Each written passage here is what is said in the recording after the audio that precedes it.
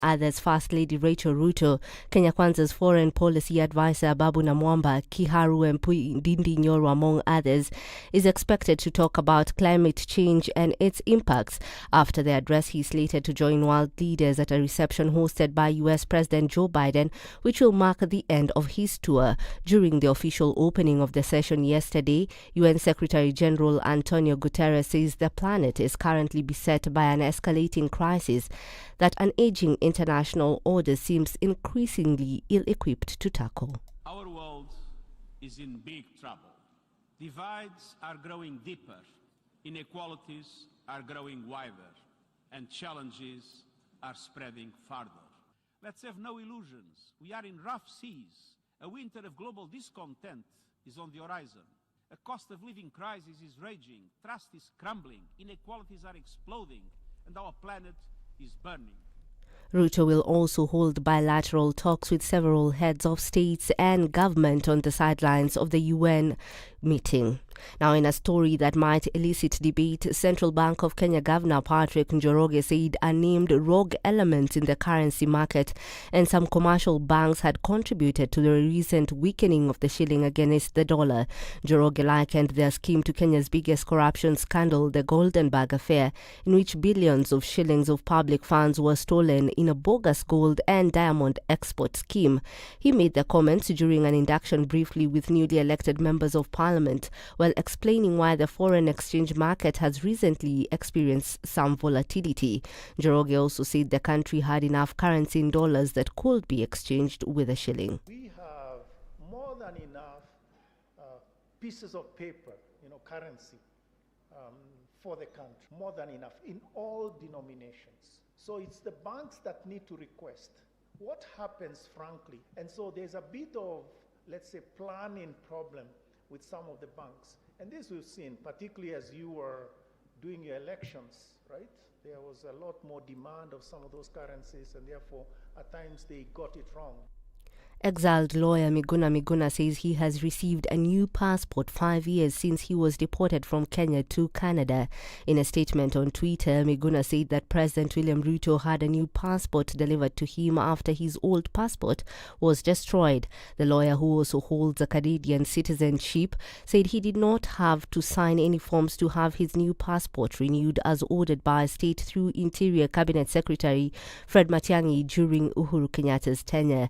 According to Miguna, the red alert is what is standing between him and his return to Kenya, which he has previously stated that President Ruto had promised to lift. Now, the Ministry of Health Machakos County has received a boost after being supplied with medical equipment worth 50 million shillings from KEMSA and other health institutions. County Governor Wavinya Ndeti has said that buying the equipment is among other goals she aims at implementing within the first 100 days in office. However, Wavinya has warned unscrupulous individuals involved in the sale of drugs in public hospitals.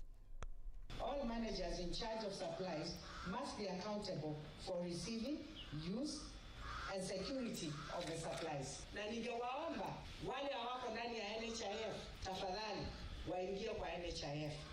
Kuna mikakati tunaangalia, tuone kama tunaweza kulipia wale disabled na wale wako over 65 years. How to walipia NHIF. A high school student slashed his mother to death before irate villagers turned on him and killed him.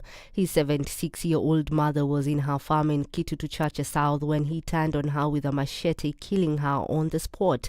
Family members said the deceased had tried to end an altercation between her son and one of his aunts when he turned against her with a machete. The Form 4 student is, however, said to have a history of mental disorders and often harassed other family members whenever he had such episodes. That's your news at the top of the hour. My name is Stephanie Wangari.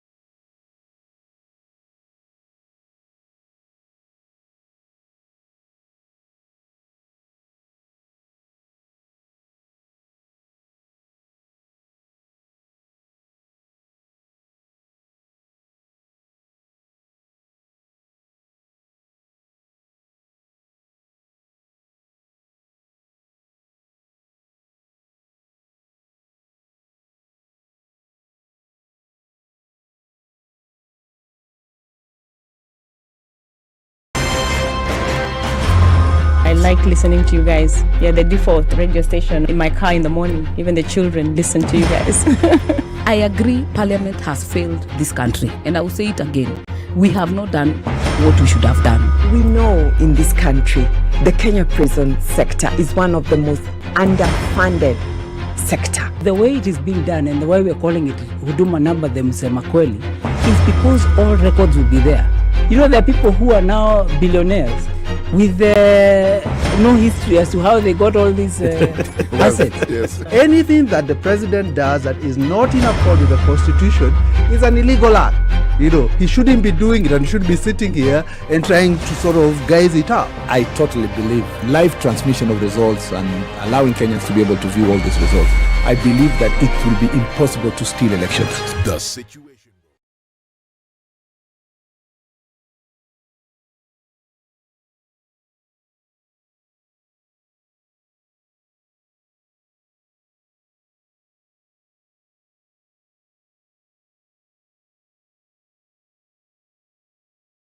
The following takes place between 6 a.m. and 10 a.m. Forgiveness is always conditional. Even before God, there's nothing like unconditional forgiveness. Government doesn't pay you pension until you retire. In fact, they have no money for you. The day you retire, they look for it. This country is punishing many young people. These young people are more susceptible to be deceived, to be taken advantage of, and they're more susceptible to be bought off.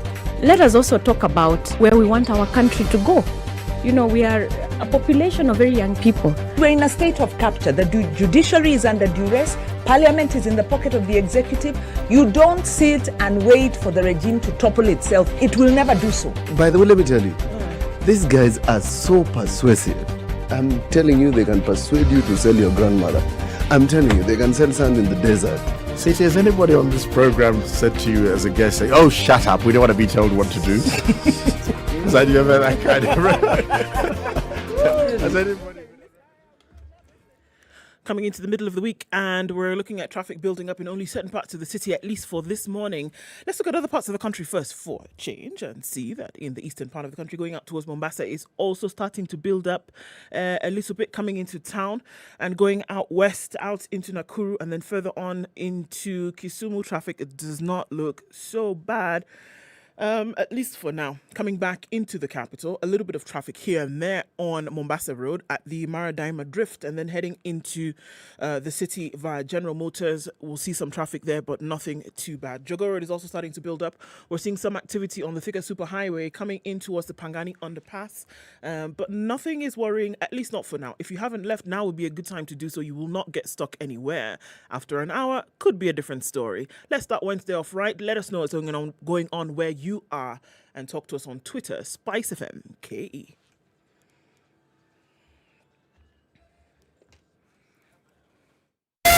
Spice FM, Malindi.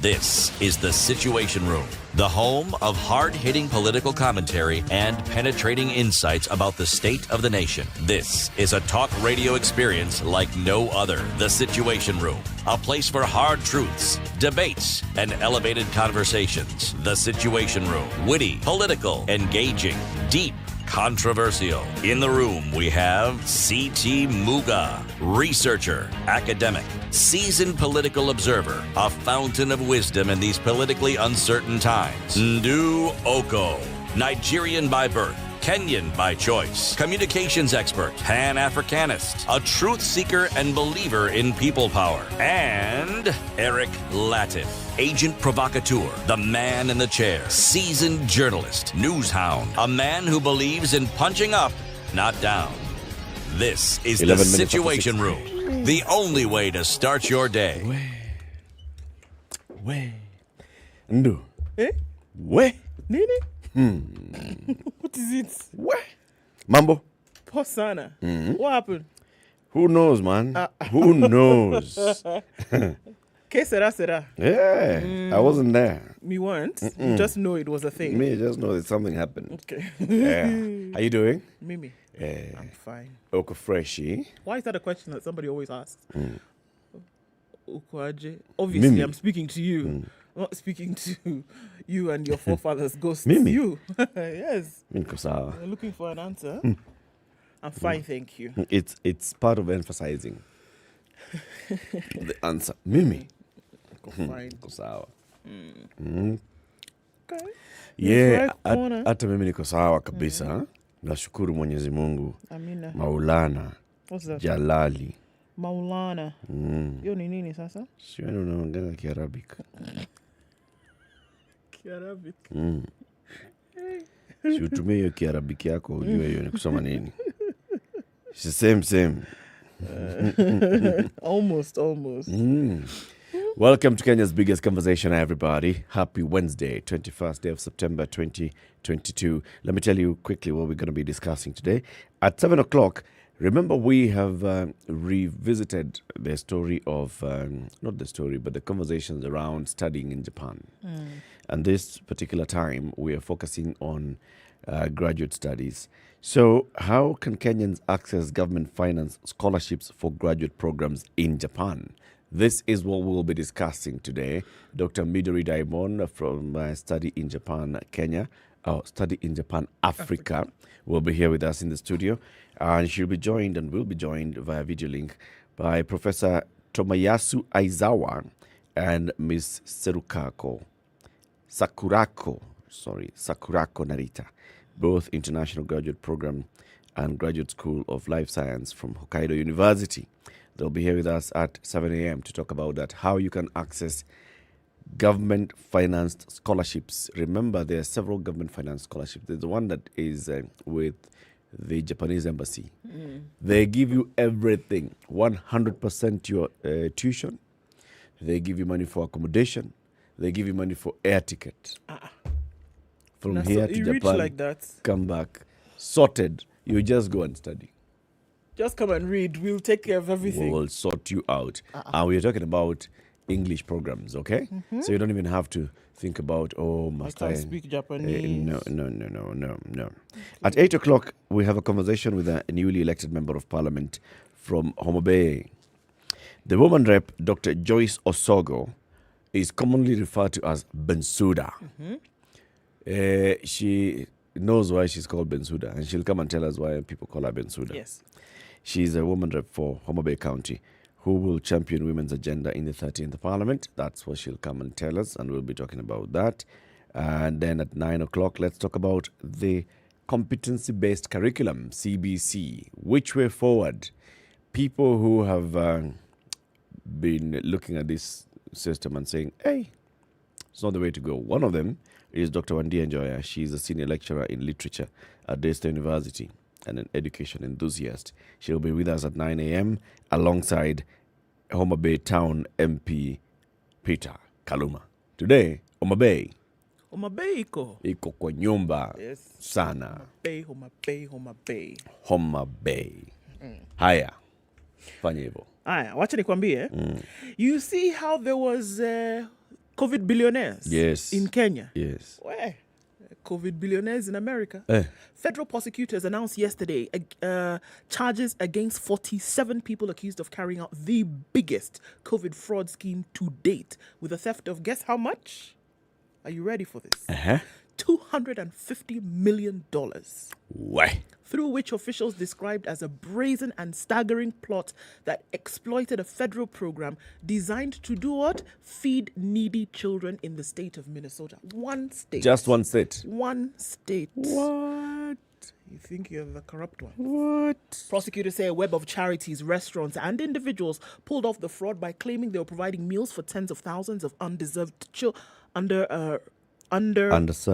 children, in which the money was going to commercial real estate, luxury cars, fancy homes, and even coastal property. Where? In Kenya.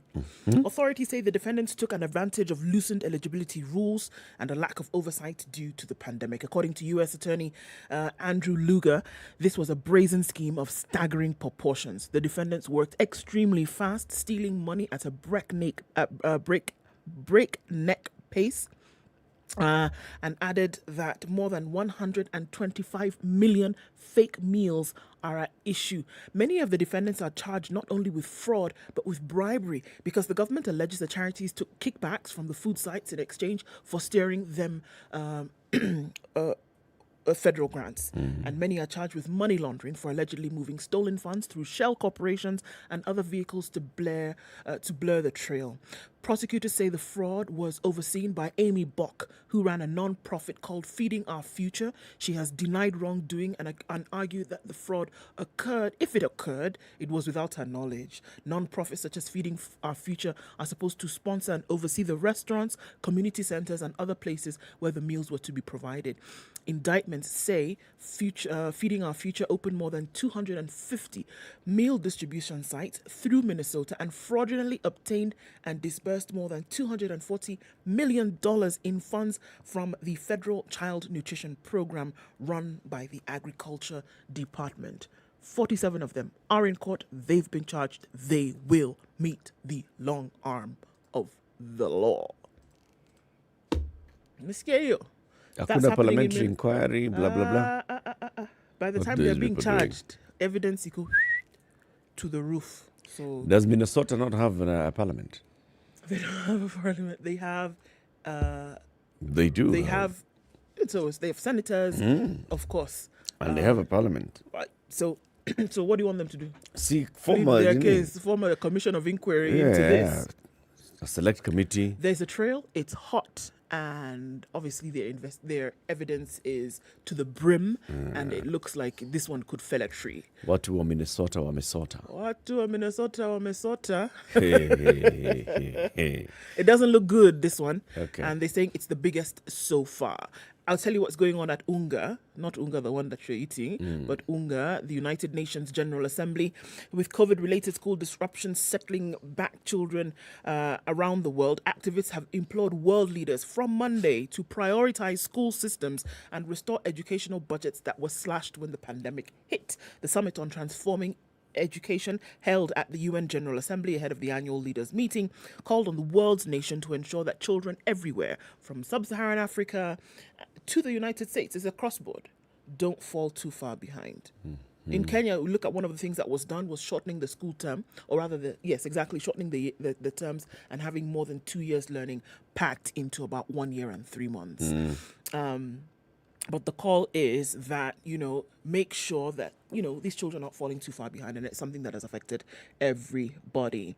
So that's what's going on in different parts of the world. Ministry of Health tells us 18 new cases from a sample size of 987 in Kenya gives Kenya now a positivity rate of 1.8%. And that's what's happening with COVID today. Alrighty. We are live streaming the show on YouTube and Facebook. And we are also seeing people who are awake and online saying hello to us on YouTube, Facebook, Instagram, and Twitter. So if you are online, say hello, and we'll be doing the hello thing back at you shortly after we take a look at the weather forecast. It's Wednesday. Tomorrow is Thursday. The 5th episode of County 49 will be coming out tomorrow. If you haven't watched the first 4, please do so. www.showmax.com. Isn't that the nice thing about Showmax? That even if you haven't, you can catch up and then wait for this other one that will then drop tomorrow. Yeah. You can watch all 4. Binge. Watching go. one into the next after the next. So do that. Let's take a look at the weather. 20 after 6. This is the Situation Room, the only way to start your day. I know the sun is out in Nairobi at least. As you tembea, be careful. Manchester United are trying to sign anyone. Watch out where your children are. Please hide yourselves. Sugar and spice! I reached a point where suicide things were just going south completely. Something stopped me. Nairobi. Cloudy conditions in Nairobi. We'll see highs of 27 and lows of 14 today. It's 13 and clear in Nakuru, highs of 25 and lows of 12. Mostly cloudy in Nyeri this morning at 14, highs of 24. And we'll also see highs of 24 in a clear Eldoret at 13. 22 and light rainy in Mombasa, highs of 29. And we'll see highs of 29 as well in a partly cloudy Malindi at 25. It's 19 and clear in Kisumu, highs of 29. And Kakamega is clear at 15. We'll see highs of 27 and lows of 14. 17 17, and light rain in Kampala this morning. Highs of 28 and highs of 29 in a rainy Dar es Salaam, currently at 21. It's 10 degrees and a rainy morning in Johannesburg. Highs of 18 today. It's also raining at 25 in Lagos, highs of 29, and 31 will be the high in Kinshasa, where it's clear at 24. Let's look out Wednesday afternoon into Beijing. It's 24 and sunny. We'll see highs of 28 and lows of 15 going into evening. It's 9 degrees and mostly cloudy. In Paris, we'll see highs of 19 and lows of 8, while it's cloudy at 15 for now in London. It'll go to highs of 21 and lows of 11. It's 22 and clear in New York still Tuesday night. Coming into Wednesday, we'll see highs of 26 and lows of 17.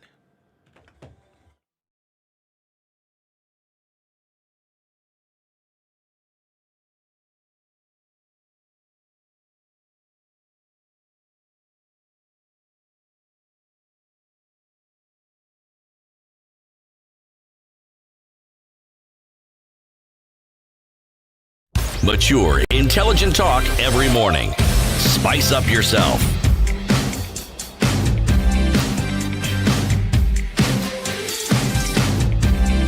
All right. Mornings done right. Quite a number of people. Kush says, good morning, Team SpiceFM KE. We also had a COVID billionaires phenomenon in the Philippines. Okay. And they've said, need to know about the family pandemic deal scandal. That is what was going on there. So that's interesting. It seems that everybody had an opportunity. Look, man, COVID was to a Minnesota. Clearly, that is what was happening in the Philippines. It's happened it seems quite a lot of places. I've heard of a new place this morning from Felix Magut, Kiboswa in Terik. Sounds quite fancy. Good morning, Ndu and Eric, getting you from Lima, Charlie. Where's Terik? Where's Terik? It's a place called Terik. Kiboswa in Terik. I don't know. Let us know. Edwin the First, good morning. Another good day to listen to you again, guys. Well done. Asante Sana, Karibu. Indeed, a good way to start your day. Thank you. Peter, you're tuning from Kiambu. Always good to hear you chiming in. Karibu Sana. Newton, we see you. Tuned in from Ruai. Good morning from Lavington on the 9th anniversary of Westgate. Indeed, Andrew, good morning. Lest we forget, just because GOK has, Shabab has not forgotten. Yeah, I know. Just remembering those days. It was a horrible day. It was, right? Yes. So, prayers up for those who still remember. Okay. Dr. Henry Ochoki is tuned in from Itibo City in Kisii County. Eldoret is locked. Good morning, fruitful day ahead, Ninja, from the City of Champions. Indeed. Chris tuned in this morning from Gong, and Nyamira is where Charles Ogato is. Good morning, tuned into the Situation Room from Bamburi. Paul, we see you. And Daniel Chipkosia is tuning in this morning from Watamu in Malindi. Jeffrey Machama, we see you as well. Quite a number of people online this morning. Karibuni, thank you for joining us. Alhaji Fashions, we see you as well. Good morning. Good morning. Alrighty. Welcome, everybody. Today's proverb is from Malawi. Okay? When you're on the back of an elephant, do not pretend there is no dew on the grass. When you're on the back of an elephant, do not pretend there is no dew on the grass. Okay.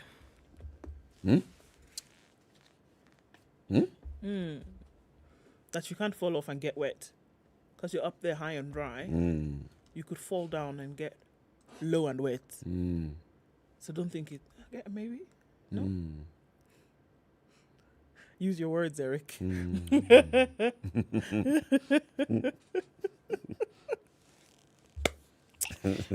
good. When you're up there, don't pretend that you don't understand what's down here. When you're on the back of an elephant, up there, you're being carried by the elephant. You're not stepping on the grass. Not with the watu. You're not with the watus. But do not pretend that there's no dew on the grass, because you've been there. Don't forget where you've come from. Voila. You've been there. Okay. Buy a copy of the Standard today. Look through the pages. You will see a page that has a big QR code, and they want you to scan it. And they say QR is for some rewards, quick rewards, QR for quick rewards. They want to give you some goodies, including cash vouchers, shopping voucher, or merchandise, branded merchandise from the Standard, and also introduce you to the Standard online edition. So buy a copy of the Standard anywhere across the country, scan the QR code, and you will be rewarded instantly. What's on the front pages? On the front page of the Standard, CBK boss shocking revelation. Central Bank of Kenya governor told MPs that a Goldenberg-like scheme was hatched by some rogue banks during the heated political season that led to the shilling slump to historic lows. 10. I know. Though hesitant to name the culprits, the governor laid bare the difficulties the new government faces in managing the economy going forward. First of its kind that you've heard from his office, isn't it? On the front page of the Daily Nation, how Raila lost was still there. Basking in the false promise of victory, betrayed by lieutenants in his traditional fashions, or bastions rather, suffering the face of the curse of false incumbency, labelled a state project by William Ruto and running a disorganized agent system, Raila Amolo Odinga was flying blind on the 9th of August with devastating consequences. What? Huh? That's what's on the front page. What? Hey, Ebu, tell us that story. I'll tell you that story. And also just next to that story is a little subhead there. Subsidized fertilizer capped at 100 bags per farmer. So even as it's subsidized, you're not going to get that much. Yeah, and you're going to go through 100 bags really quickly. Yet you come and tell us that you're a farmer, so therefore. I mean, I am providing food for We're a looking country. at the hustler farmer. Remember, it's not the large-scale farmer, okay? So there's a story there. By the we time a looked at hustler farmer actually goes through 100 bags of fertilizer. it's going to take a minute. It's going to take a while. So there's a whole maize subsidy fertilizer story. We'll come back to that. But why Raila's fifth stab at the presidency came a cropper? Yeah. Okay, so failure by former President Uhuru Kenyatta and NARC Kenya leader Martha Karua to deliver sufficient votes in Mount Kenya and President William Ruto's inroads in Western are among the reasons why Raila Odinga lost the presidency. Matters were compounded by the strange turnaround that saw the veteran opposition leader lose his traditional base by running as the establishment candidate, while Dr. Ruto disowned the Jubilee government failures and successfully cast himself as the change champion and voice of the marginalized. Mr. Odinga's fifth stab at the presidency was also jeopardized by failure to have agents in certain zones, a situation an official in his campaign team blamed on last-minute interference with arrangements to deploy agents across the 46 polling stations. There was also lack of coordination among the campaign teams, the board chaired by former Laikipia Governor Nderitu Mureithi and the secretariat headed by Elizabeth Mayo. Mr. Mureithe's team had Governors Anyang' Nyong'o in Kisumu and Charity Ngilu in Kitui, and Professors George Nyawande, Makau Mutua, and Karuti Kanyinga. Others were business mogul Sam Macharia, former Nyeri woman rep Priscilla Nyokavi, Seth Kakusie, Betty Montet, Kanchori Saitaboy, and veteran journalist Ben Agina. Their task was to draft strategies and a manifesto and forward them to Mayo's team, which included former Jubilee Secretary General Raphael Tuju, Professor Mutua and journalist Dennis Osarigo, who were charged with executing the plans developed by the board. Some leaders felt that their opinions were not considered and chose a wait-and-see attitude, with a member of Mr. Odinga's family accused of dictating to the strategists. Where? Sources said that the lack of coordination between the two campaign teams resulted in Mr. Odinga's loss. Some Mount Kenya leaders also cost Mr. Odinga the presidency after they refused to campaign for him in his absence. In April, for example, former Meru Governor Kiraitu Murungi, whose Devolution Empowerment Party was in the Azimio La Umoja One Kenya coalition, told locals that they could elect whomever they wanted for president. Vote for whoever you want for president, then vote for me as governor, he said. Whoever you elect president will allocate me money to develop Meru. Yeah. If Ruto wins, he will give me money. And if it is Raila, he will give me money. Yeah. So at the end of the day, do what you want. A majority of elected leaders were so immersed in their re-election campaigns that depending on them too much hurt Mr. Odinga's State House quest, argued Secretary General Nick Salat. The current crop of leaders treat their support for any candidate with a pinch of salt because they will never in any way come out clear and give 100% support. Salat said they will be in and out, But we have looked at Raila as a package to the people of Mount Kenya. What are we packaging him to do? Where? So, from this, it would appear as though from the very beginning, it was destined to fail. Introspection is important.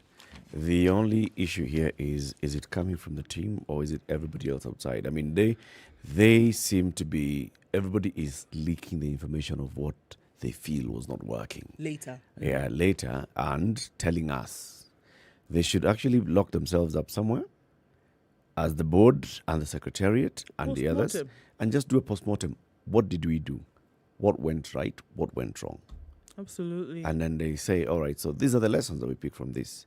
Whoever runs next time under Azimio, if Azimio will be there, we know what we need to do.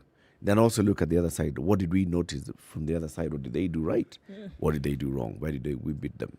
But blaming one another and going to the media and all, it's not going to help them. No. It is not going to help them. 28-7. Let's take a quick break. We want to see how the roads are looking like. Good morning.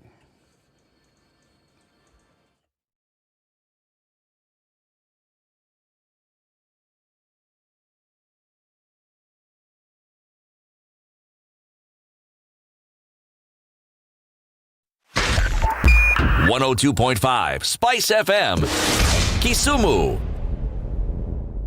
Yolanda Mulo and DJ Absolute. When the gang is together, you know it's Sugar and Spice. Great vibes, conversations, a lot of humor. I like to say we don't give an F, we give 3 Fs. You and I are in this relationship, so it is me to tell you who we are. When you ask a chick, how many guys have you been with? She's like, including you.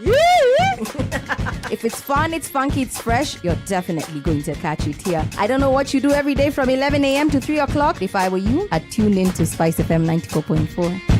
I want you on my team. So does everybody else. Yeah. I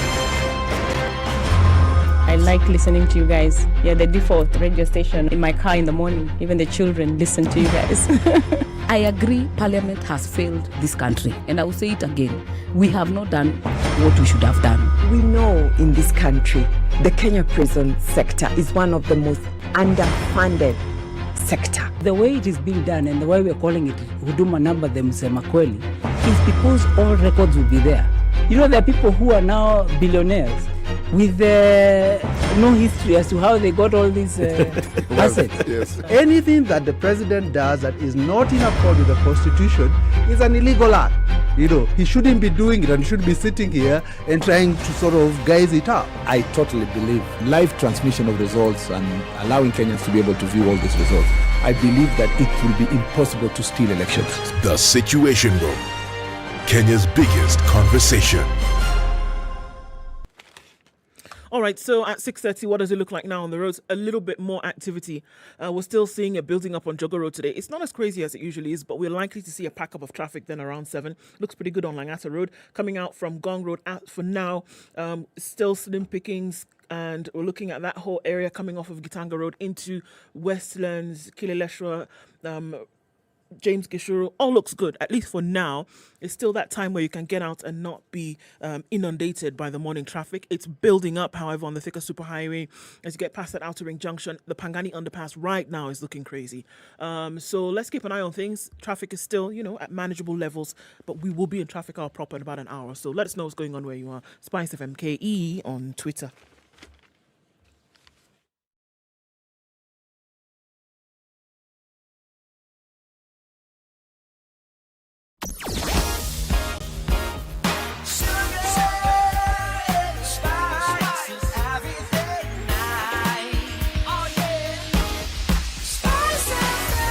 Spice up your life. Mature, intelligent talk every morning. Spice up yourself.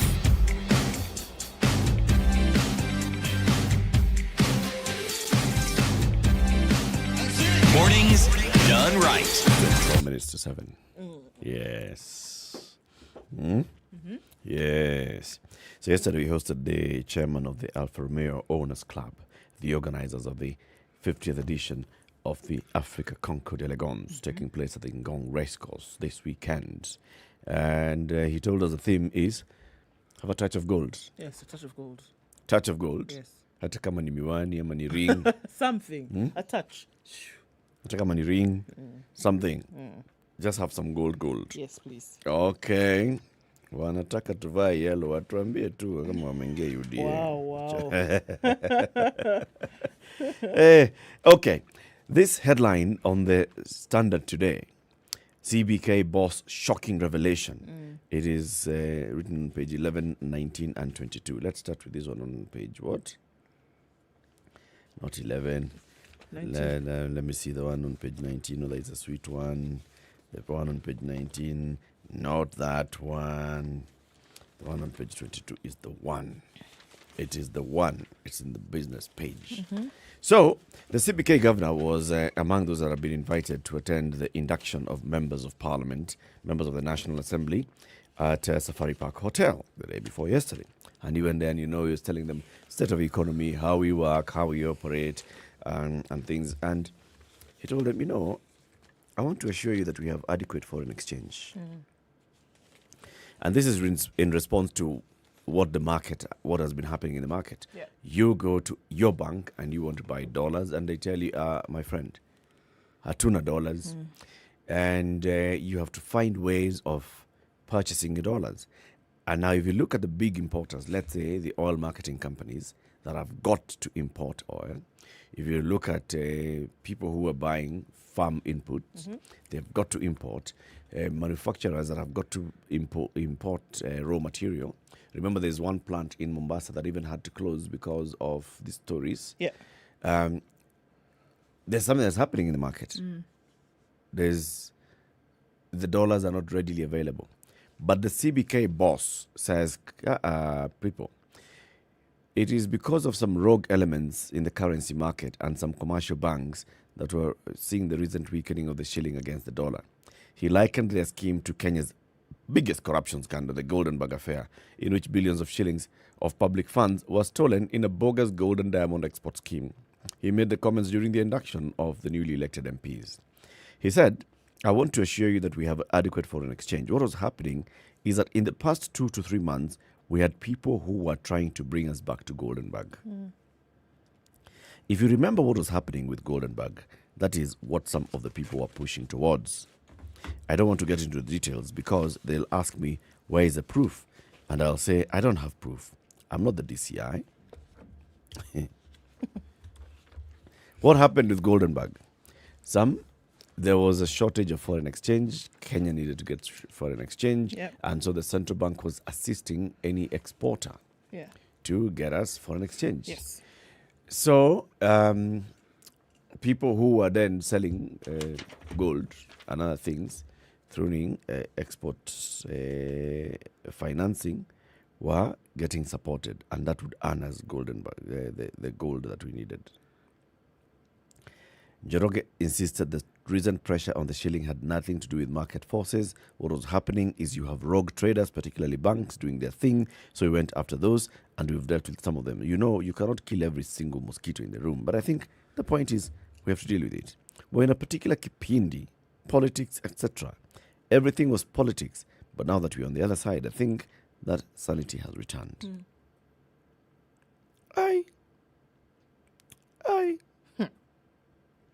That's a big thing, he said. It's a very big thing. Yeah. He was saying it so casually, but he's basically saying that there were people who were trying to manipulate the market, and he's calling them rogue.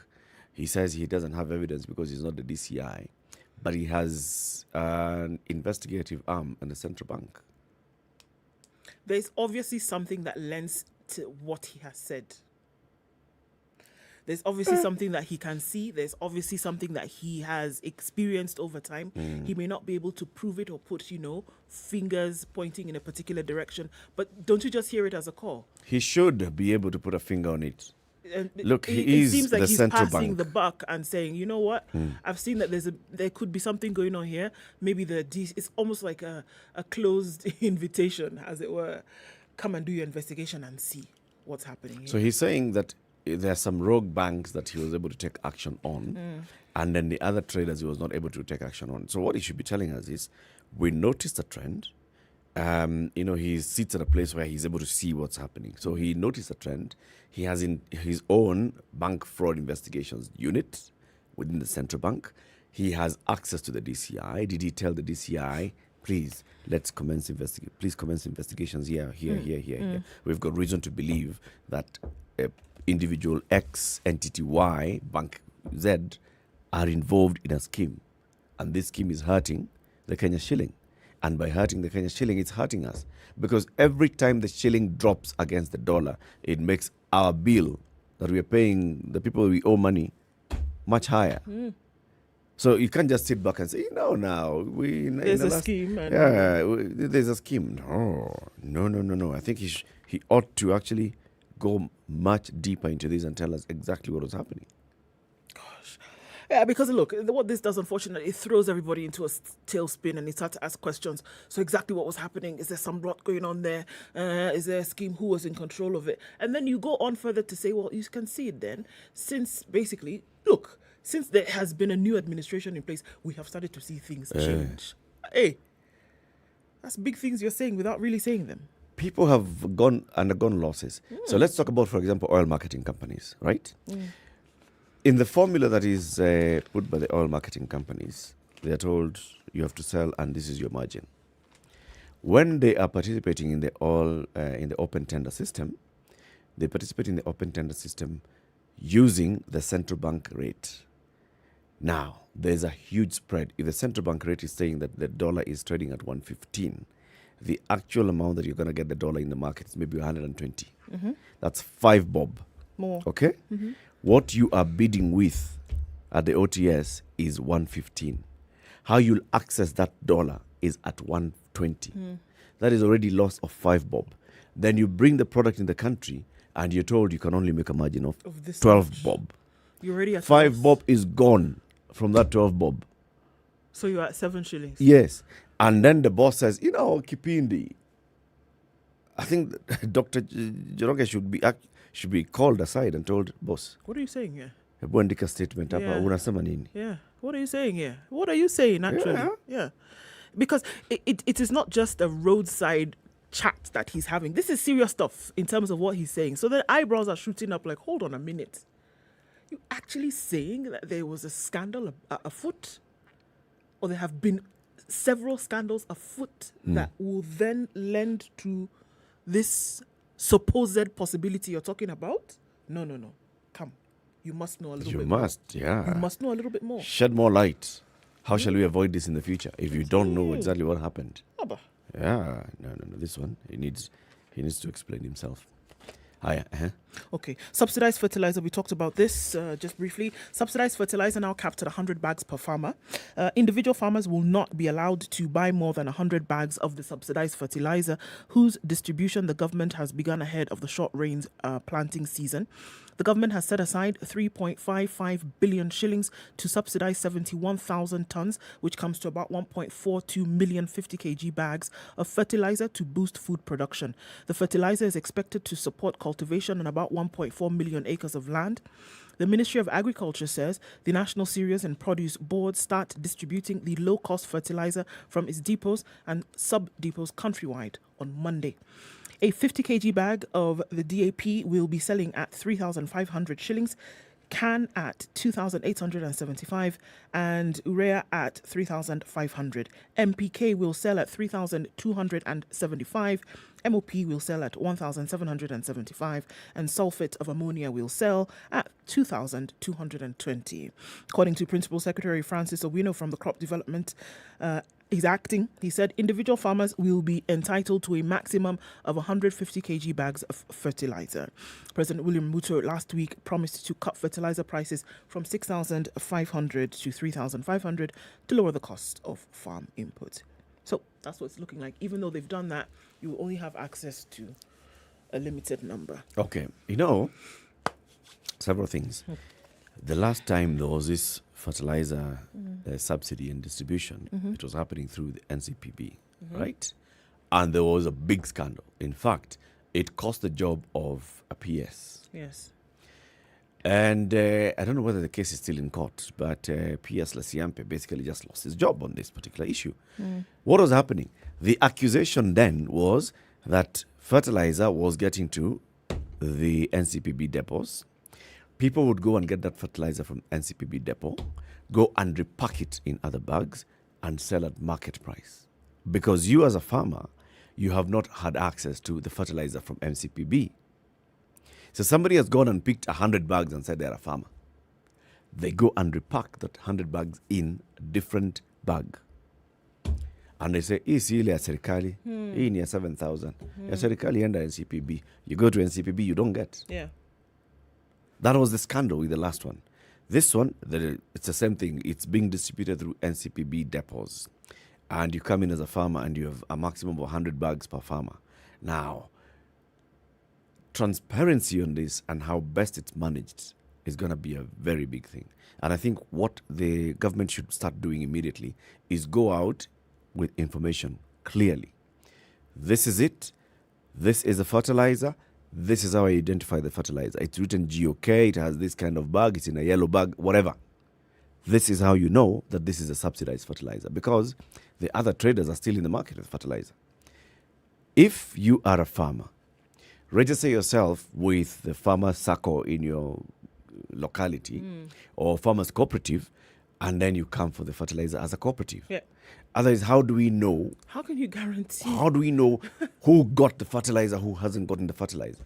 How do we know, okay, I wanted only 70 bags, but your capacity in the farm is for 30 bags?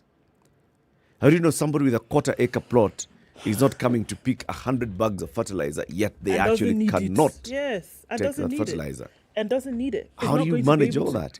If you don't have a grassroots and a community level management, because I can see this is trying to service the hustler farmer.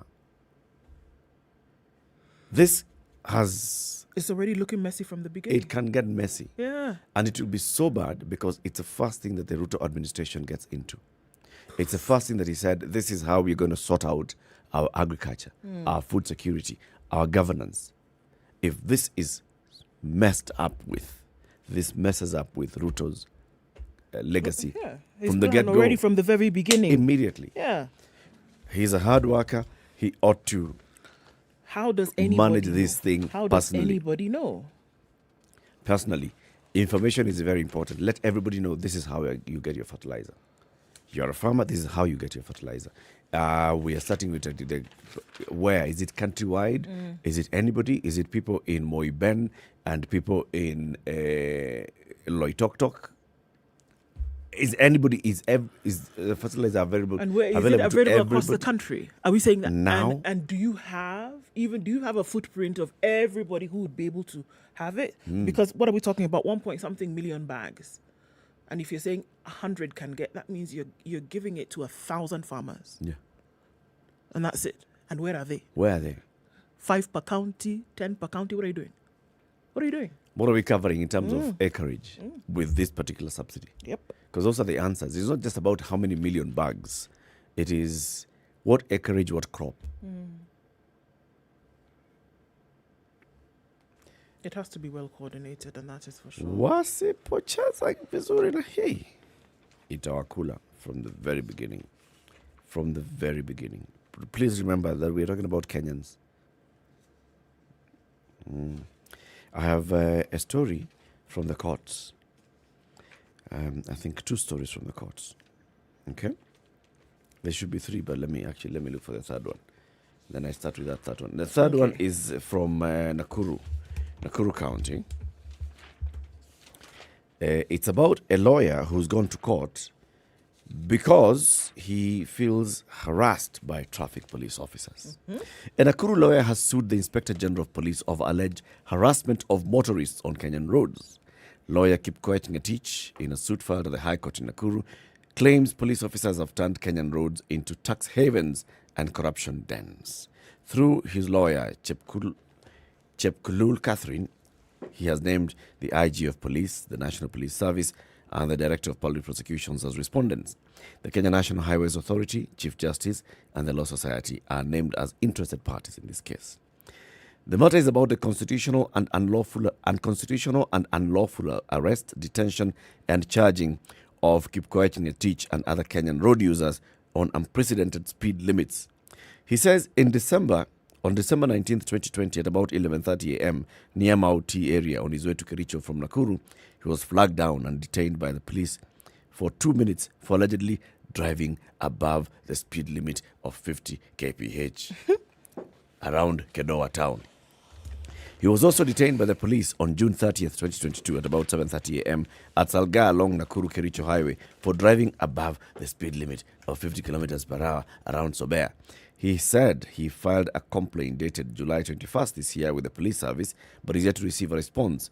Kipkoech, through his lawyer, says he was wrongly and maliciously detained by the police for imaginary offences that are non-existent in law. He said the permitted speed limit for private vehicles is generally 100 kph on the highways, as dispensed from the Rule 2 of the traffic speed limit rules. Further, he says, Section 70 and 5A and 5B of the Traffic Amendment Act 37 of 2012 opines there is a statutory tolerance speed of 20 kph for the benefit of enjoyment of drivers. So your minimum speed should be 20, so as you go drive enjoying the road. And the maximum is 100. The police, he says, are in breach of the law for arresting millions of Kenyans and road users for violating non-existent speed limits, where they solicit for bribes and those who fail to comply are dragged to court. Hey, harassment. 50 kph. 50 who? How did you know? 50 what? Who said 50? Just because you've put a sign there, it's not in law. When you approach, so that is one story. Another story from the courts. Still about driving. A Nakuru lawyer has challenged the government's directive that all motorists should switch to digital number plates within the next 18 months. Remember that directive? Yes. Lawyer Peter Okiro wants the High Court Judge Hilary Chemitei to quash the August 30th, 2022 directive by Interior CS Fred Matiang'i. Through his lawyer Antoinette Ogange, Okiro wants the judge to bar the government from implementing the directive. He claims that the government's action is irrational and unfair to motorists, saying the move has no backing in law, as it ignores the right of motorists. No proper public participation was done, which is unconstitutional. According to the lawyer, all vehicles driven on Kenya roads are registered and have registration plates from the government. He is suing Matiang'i, Transport and Infrastructure CS James Masharia, and the AG. He has also named NTSA and the LSK as interested parties. He's saying, so Matiang'i told us that you have to buy new number plates as you are at 3K within the next 18 months. When did we participate in this whole thing? How did we know that new number plates were? This is the question. Did the public this public participation thing is what could actually kick a lot of things? You just don't wake up and say 18 months. When did you involve us in the conversation when it came to the development of these new number plates? How were we involved? So now we must be involved. At 18 months, and you go and purchase a new number plate. Why am I buying a new number plate? I give you yours, you give me the other one. What's wrong with this one? I give you this one, you take this one, I give you this one. Why am I paying what am I for doing it? with this one? Why am I paying for this one, new one? Why am I paying for your idea? Why am I paying for your idea? It's yours. You want me to have a new number plate? How you okay, bring? Take that one. Bring it. Third story from the court. There's a person living with a disability who has sued the National Rainbow Coalition. You know that party? National Rainbow Coalition. NAC. Yes. It is not NAC Kenya. Nope. NAC. It's NAC. Whose party leader is Charity Ngilu. So he has sued the NAC party and the IEBC for omitting his name from the list of members nominated to the National Assembly. In a suit filed through the law firm of Miller and Company Advocates, this person living with a disability claims that he was to be nominated by the National Rainbow Coalition under the Azimio Coalition as a person living with a disability, but realized that his name was not on the list published by the IEBC. I have justified reasons to believe that there was malicious intent to shut me out of the party list, which was a violation of my constitutional right. As a person living with disability, I had a legitimate expectation to be number one on that nomination list. This person living with disability is a journalist, is a public figure. His name is Tony Gashoka.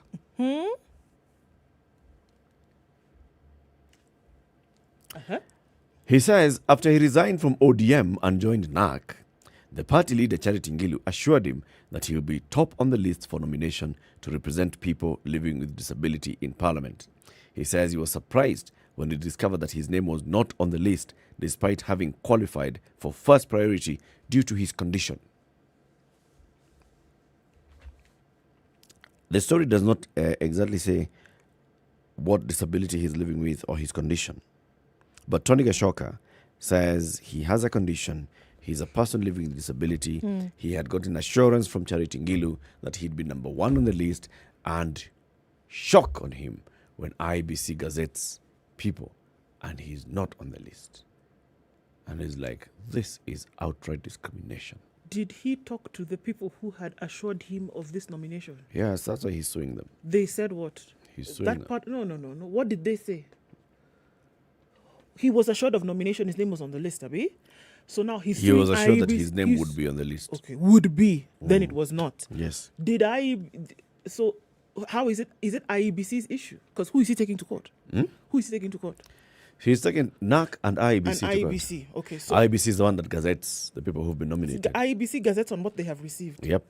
Yep. So should he not be having a conversation with NAC Kenya in NAC. terms of with NAC? Should he not be having a conversation with NAC about what That's what he wants. Yeah. But he wants that conversation to happen in court. Okay? You're a bit difficult on that. He wants the conversation to happen, but let it happen in court. In about a minute, you have an interesting story. Okay, visitors with Ebola symptoms to be isolated according to health officials. The outbreak of Ebola in neighboring Uganda has forced the Ministry of Health to heighten surveillance at the border points to prevent the risk of the disease spreading to Kenya.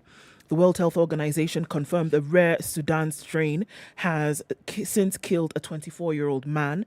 Uganda Health Permanent Secretary Diana Atwine said the man hailed from central Mubende district and had Ebola symptoms, namely high fever, diarrhea, vomiting blood, and abdominal pains.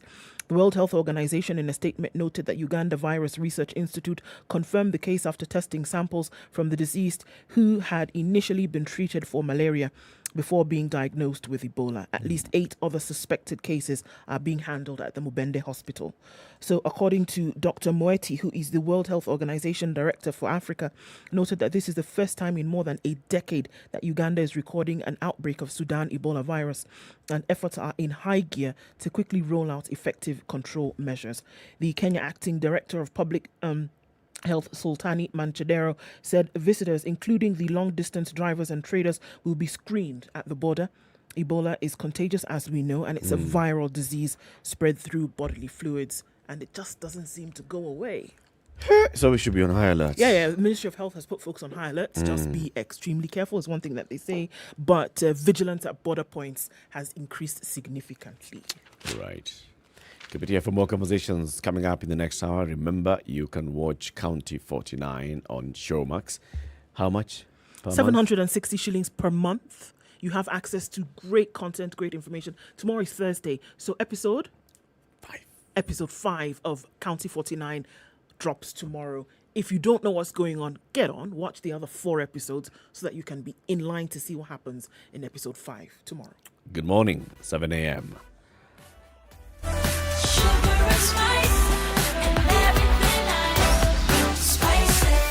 Spice up your life.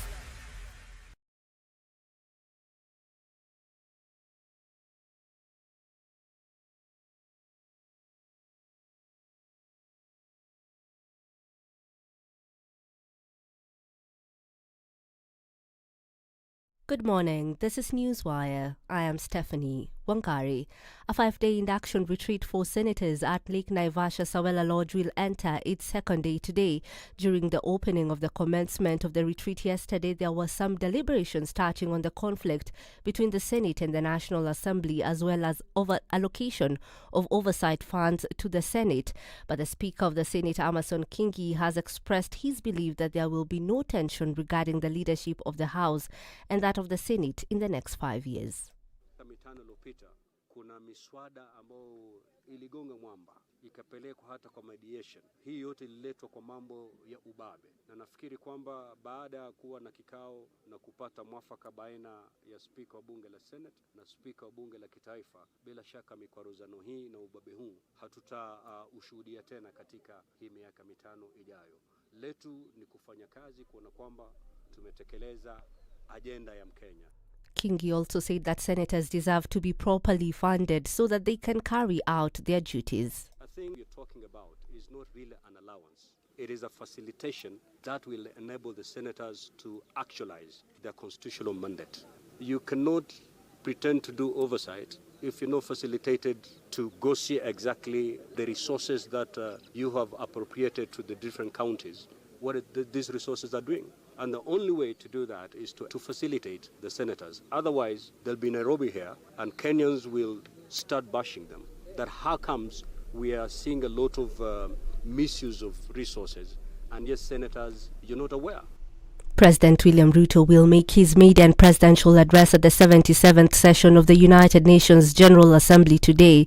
Ruto, who is accompanied by, among others, First Lady Rachel Ruto, Kenya Kwanza's foreign policy advisor Babu Namwamba, Kiharu MP Ndindi Nyoro and others, is expected to talk about climate change and its impacts. After the address, he is slated to join world leaders at a reception hosted by US President Joe Biden, which will mark the end of his tour.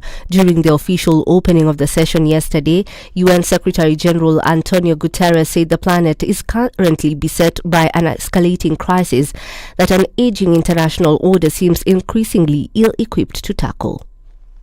Our world is in big trouble. Divides are growing deeper, inequalities are growing wider, and challenges are spreading farther. Let's have no illusions. We are in rough seas. A winter of global discontent is on the horizon. A cost of living crisis is raging, trust is crumbling, inequalities are exploding, and our planet is burning. Ruto will also hold bilateral talks with several heads of state and government on the sidelines of the annual UN meeting. Now, in a story that might elicit a debate, Central Bank of Kenya Governor Patrick Njoroge said unnamed rogue elements in the currency market and some commercial banks had contributed to the recent weakening of the shilling against the dollar. Njoroge likened their scheme to Kenya's biggest corruption scandal, the Golden Bag Affair, in which billions of shillings of public funds were stolen in a bogus gold and diamond export scheme. He made the comments during an induction briefing with newly elected members of parliament while explaining why the foreign exchange market has recently experienced some volatility. Njoroge also said that the country had enough currency in dollars that could be exchanged with the shilling. We have more than enough pieces of paper, currency for the country, more than enough in all denominations. So it's the banks that need to request. What happens, frankly? And so there's a bit of, let's say, planning problem with some of the banks. And this we've seen, particularly as you were doing your elections, right? There was a lot more demand of some of those currencies, and therefore, at times, they got it wrong. Exiled lawyer Miguna Miguna says he has received a new passport 5 years after he was deported from Kenya to Uganda. In a statement on Twitter, Miguna said that President William Ruto had a new passport delivered to him after his old one was destroyed. The lawyer, who also holds a Canadian citizenship, said he did not have to sign any forms to have his new passport renewed as ordered by the state through Interior Cabinet Secretary Fred Matiang'i during Uhuru Kenyatta's tenure. That's your news at the top of the hour. My name is Stephanie Wangari.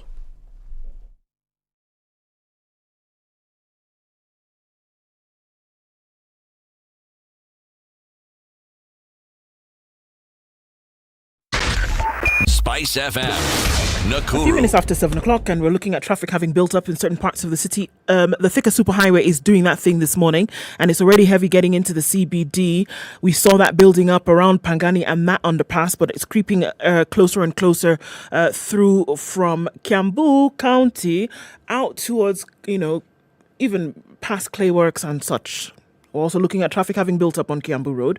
Looking at Gong Road, that's already starting to build up. We're seeing some of it coming in through Naivasha Road out towards Gitanga. That mess that normally happens is already starting to do the thing. Makadara, the train station on Jogo Road, coming out then towards the City Stadium roundabout. Traffic has already started there as well. Looks like it's going to be a busy Wednesday. Let's keep an eye on things and see what's happening where you are. SpiceFM KE on Twitter. We want to keep things moving this morning.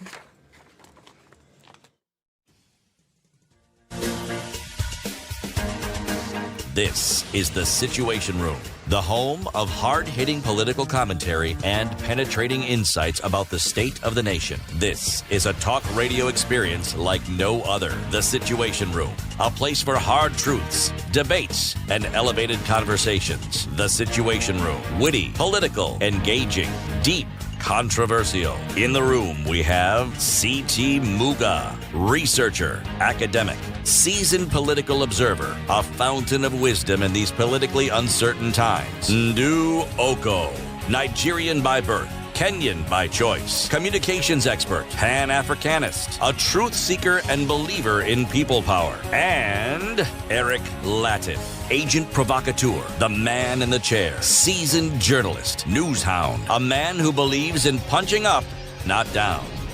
This is The Situation Room, the only way to start Good your morning. day. How are you doing? Welcome to the second hour of Kenya's biggest conversation. This is The Situation Room on SpiceFM, on KTN Home, on YouTube, and on Facebook. We broadcast from Nairobi every weekday morning between 6 a.m. and 10 a.m. In the next hour, we want to talk about how Kenyans can access government-financed scholarships for graduate programs in Japan. Before we welcome our guests, let me give you the African proverb. Today's proverb is from Malawi. When you're on the back of an elephant, do not pretend that there is no dew on the grass. When you are on the back of an elephant, do not pretend that there is no dew on the grass. You get it? I do, and I like it. Don't ever think that because you're up there that you always remain up there. You know, you have your low moments, and or where you were down there at some point. Yeah. And don't pretend that you don't know that there is suffering down there. Yeah. Yes. This is what happens on a daily basis. Dr. Midori Diamond from the Study in Japan Africa is here with us in the studio. Midori-san, good morning. Good morning. Habari zenu? Nzuri sana. Vizuri. Ni vyema kukuona tena, karibu. Asante sana. That proverb from Malawi, do you understand it? Actually, I have not yet understood well. Could you explain a So, bit? when you are riding an elephant, you know you're now on top of the elephant. Yeah.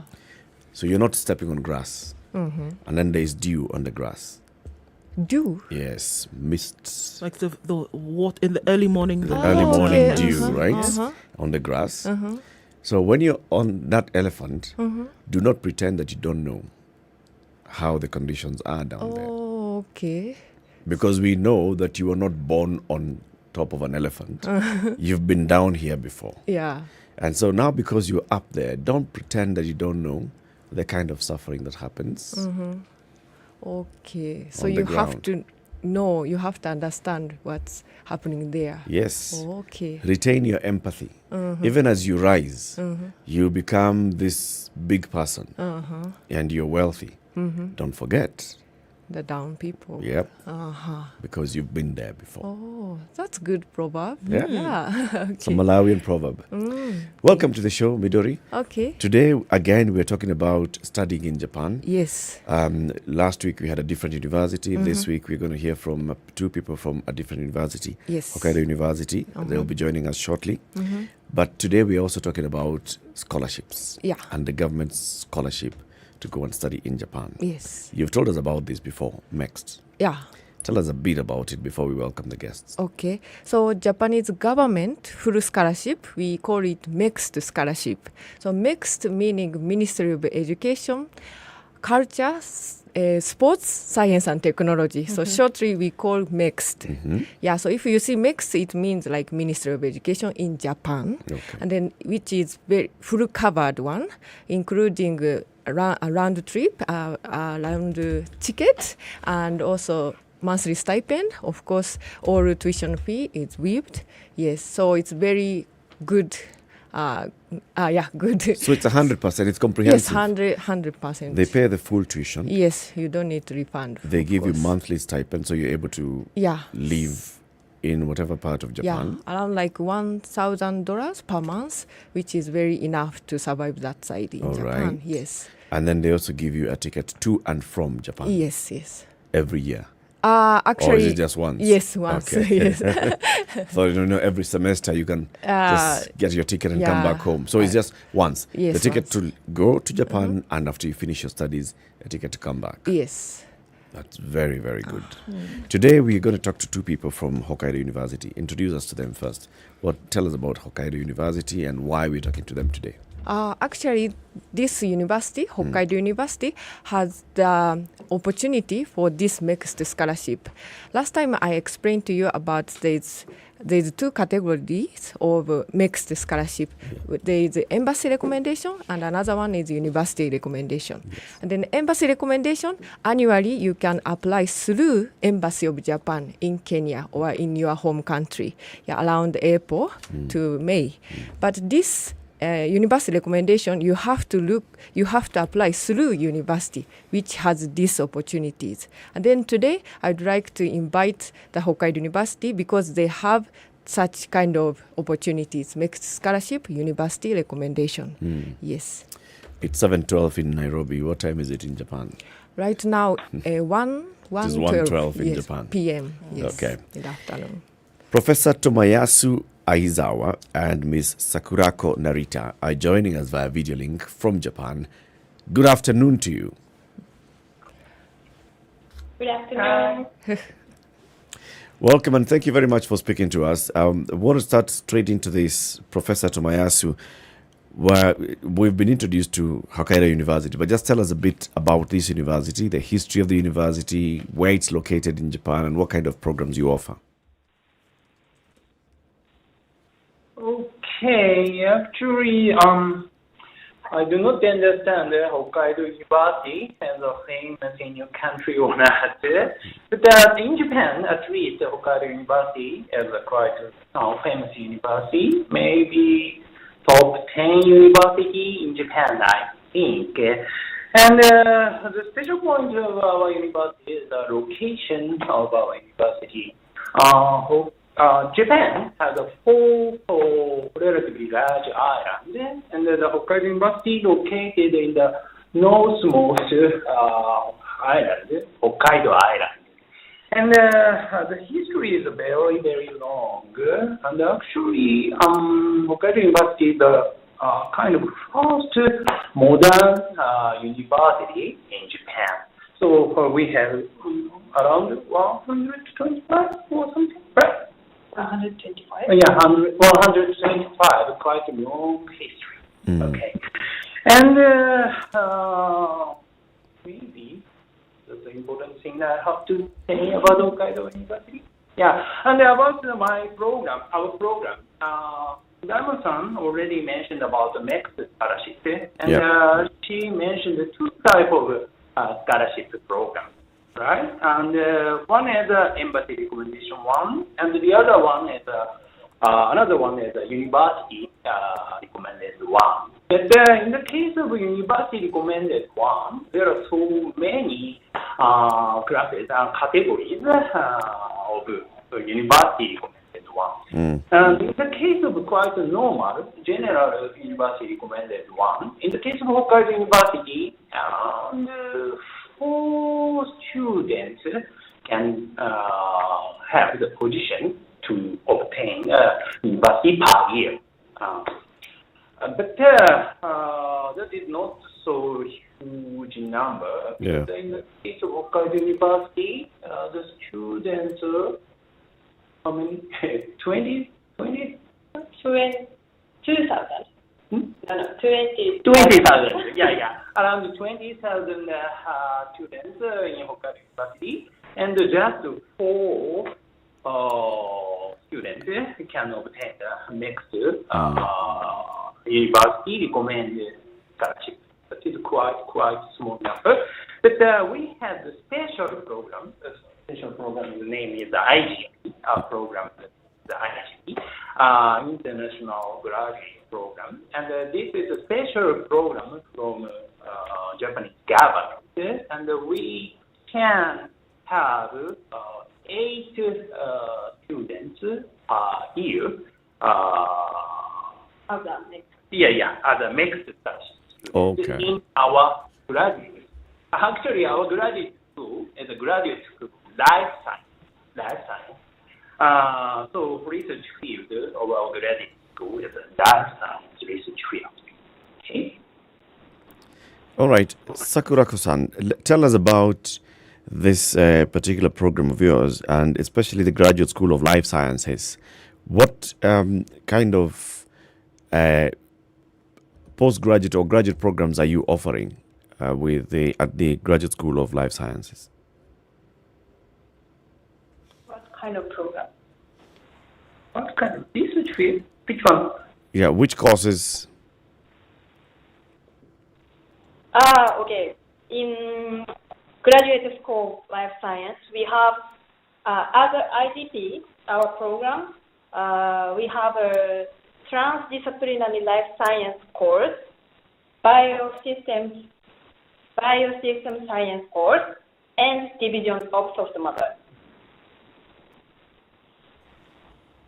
Okay, so we have 3 courses. All right. So there are students, I mean, obviously around the world, and one of the great things, as you've talked about mixed, and also looking at the government then being able to come in and offer scholarships, because for a lot of people, when it then comes to education, how they are going to pay for it becomes an issue. So what are we saying across board? What are the courses that then are being offered here that would be then of interest to, let's say, the Kenyan market, students in Kenya, students in sub-Saharan Africa who might want to come? What are some of the courses that are hot ticket items, for example?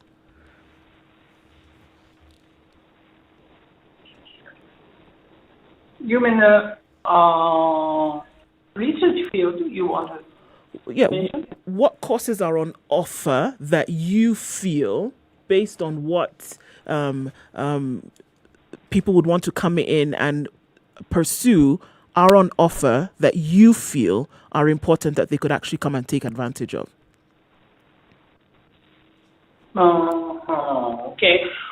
Actually, I've already mentioned our graduate school is a graduate school of life science. Life science is a quite wide variety research field. For example, pharmaceutical science and medicine, and of course medical researchers also do life science research field. And actually, I'm a professor from School of Science. That means my research field is very, very basic one.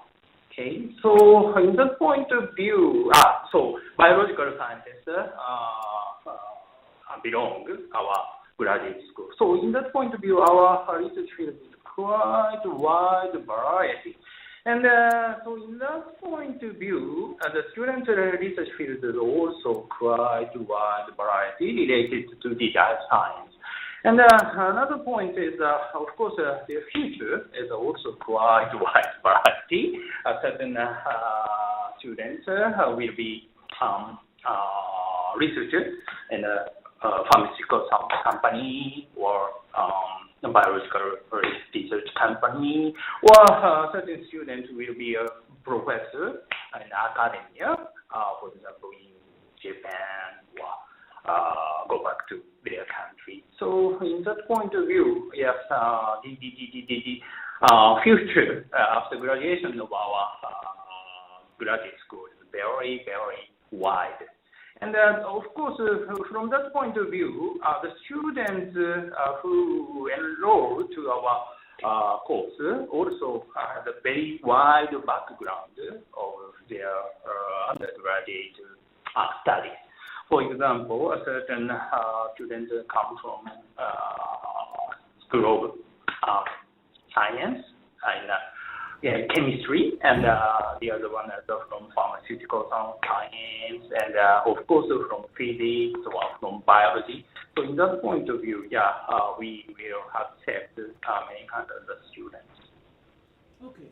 Now, I mean, it's obvious the courses that you talk about, Professor, but as well, what are some of the fields that graduating students then go into, or at least can be assured of? Because yes, education, very important, but people are going into these courses with a mindset of where they will work, obviously, in the future. So what are some of the careers that you see some of your students, having gone through the program, then start to work in? Actually, in the case of our program, the final goal is to obtain a PhD, doctoral course. Of course, in the case of graduate school, there are two courses. One is a master course, 2 years master course, and after finishing the master course, you enter to the PhD course, 3 years PhD course. And of course, depend on your final goal, but at least our high program, the final goal will be to obtain PhD. And after obtaining the PhD, the career of the PhD holder will be basically researcher in the case of Japan. Of course, in the case of Western countries, the work of the PhD holder is quite wide variety. In the case of Japan or Asia, PhD holder will be a researcher. And previously, in the case of Japan, the PhD holder want to be a professor or a researcher in an institute, academic field. But recently, for example, pharmaceutical company or large company require the PhD holder as a researcher in the company. It's a very, very important point. So, in the case of scholarship students from abroad, at the moment, the most students from Asia, maybe the final goal, they want to be a professor or academia position, but the situation is gradually changed. For example, in the case of Chinese international students,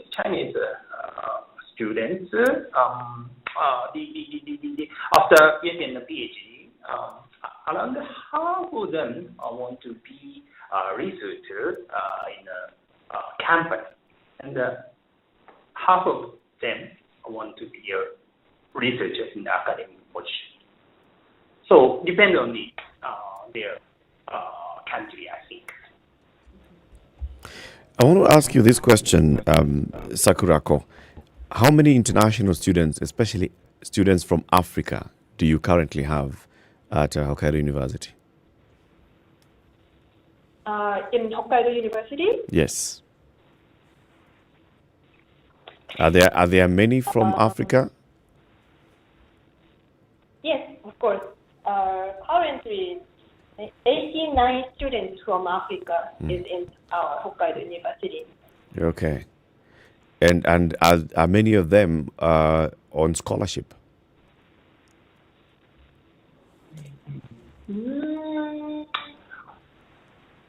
I think basically yes, because living expense in Japan is quite high, so it's not so realistic to be a private finance student in Japan from Africa, I think. So of course, not only makes scholarship, there are so many types of scholarship. Yeah. Of course, not only Japanese scholarship, but from their own country, they can obtain scholarship money. That is also nice chance, opportunity for them to come. Okay. Actually, let me add some information about Kenyans who are studying in Japan. Right now, whole in Japan, right now, like around 142 Kenyan students are there. And then among them, among 142, 95 students are in graduate schools. And then among that 95 graduate students, Kenyan students, like 40% they got mixed scholarship, Japanese government full covered scholarship. But 60% they are doing as like self-funded. But even self-funded students, they also have a good opportunity to apply for some scholarship, not full one, but like something like financial aid, like $400 per month as monthly stipend, or like 70% tuition waived like that. So there are some, of course they get good scholarship, but others they are mixing some financial aid. Yes. Okay, and is it also is it possible then for somebody to actually apply for the admission to maybe Hokkaido University, and then you go there without having gotten any scholarship, and you apply for a scholarship after you've already arrived, let's say for the second year of your graduate program? Is it possible? Yeah, it's very possible. I think Ms. Sakurako, she can also add some information about that scholarship, which is not full covered, but like after the students stay there in Japan and then they apply for some other scholarship. Yeah, could you explain, Ms. Sakurako?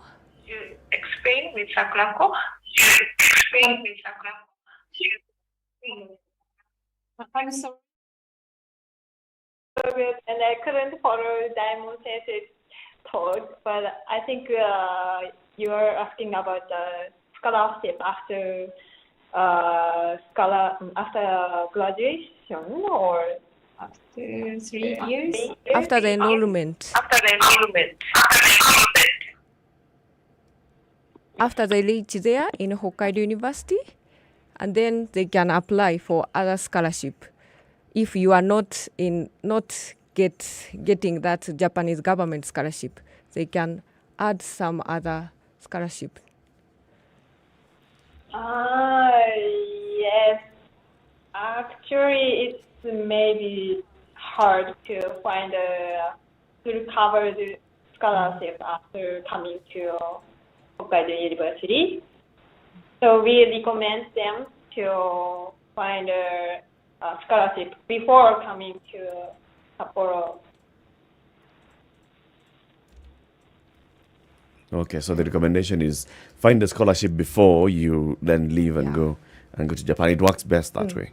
But also you're saying it's not difficult to apply and get these scholarships. There are some other financial assistance, but not full covered, I have to say. Not fully covered. Yeah. Okay, let's take a break. It's 29 minutes after 7. This is the Situation Room, Kenya's biggest conversation on SpiceFM. We are also live on KTN News, having a conversation about studying in Japan. Our guests joining us from Japan, Professor Tomoyasu Aizawa and Sakura Kondarita. And of course, in the studio is Midori Daimon from Study in Japan, Africa. Looking at all the graduate programs, but also not this weekend, but people are already starting to think about the Standard Chartered Nairobi Marathon. Indeed. Another edition of the Standard Chartered Nairobi Marathon takes place in some weeks, and you can get ahead and register for that. Remember, last year was the inaugural virtual race, and they're going to have that again this year, where you can record your times and all of this, and then you'll be able to compete on that level as well. So there's a half marathon, there's a full marathon, there's opportunity for younger people to walk as well, and it's great because you can register. It's 1,000 shillings, and you have an opportunity to then participate in activities that will affect life for young people in education and other sectors.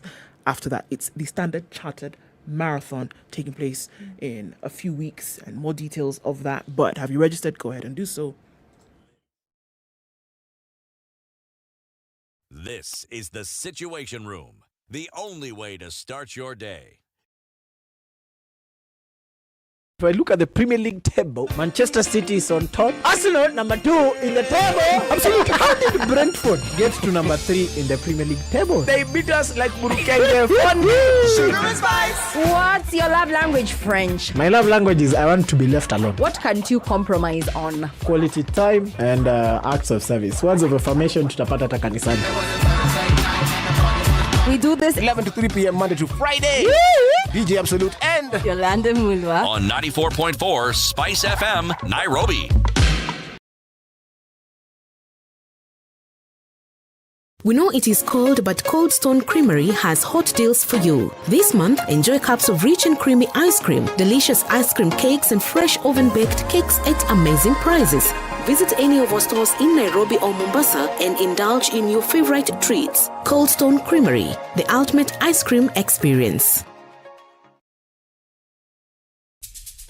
When you think about education hubs, Japan has long been at the list of preferred destinations to provide world-class programs. The Study in Japan Global Network Project and Ministry of Education, Culture, Sports, Science and Technology in Japan are hosting an online event for students and professionals looking to further their education and join master's and PhD programs in social sciences such as internal public policy and conflict studies, economics and management, and sciences such as information technology, environmental sciences, biomedical science, agriculture, engineering, and veterinary medicine. Join the Study in Japan online fair for Sub-Saharan Africa 2022 on the 30th of September and on the 1st of October by registering on 2022.studyinjapan-africa-portal.com. Don't miss out.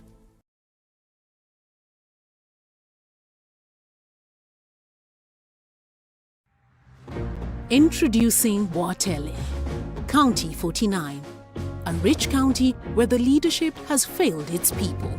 Justice and peace are elusive while violence sweeps through the county. What will be done to save the people? Cloudy conditions at County? 16 in Nairobi, highs of 27 and lows of 14. It's 13 and sunny in Nakuru, highs of 25 and lows of 12. 12 will also be the low in a mostly cloudy Nyeri at 14. It'll go to highs of 24, and we'll also see highs of 24 in Eldoret, where it's currently mostly cloudy at 14. Light rain continues in Mombasa at 23 with highs of 29, and we'll see highs of 29 as well in a rainy Malindi. It's 18 degrees and partly sunny in Kisumu, highs of 29, and 27 will be the high in a mostly sunny Kakamega at 17. We're looking at light rain in Kampala at 18, highs of 28, and we'll see highs of 29 in Dar es Salaam, where it's sunny at 22. It's raining this morning, a bit of a drizzle in Johannesburg at 10 degrees, highs of 18 and lows of 10, and raining as well in Lagos at 25. We'll see highs of 29. We'll see highs of 31 in Kinshasa, where it's currently clear at 24.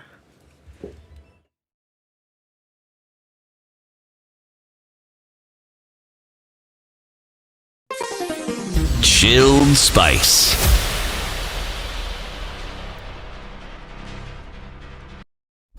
Classic soul, R&B, smooth jazz, neo soul, and nostalgic ballads. Make some noise. Yeah! You're listening to Spice FM. All right, Jogo Road, we're still looking at inbound traffic pretty heavy as you're getting towards that City Stadium roundabout. Coming off Langata Road, also a little bit of traffic here and there as you're getting towards Aerodrome and then out onto Uhuru Highway.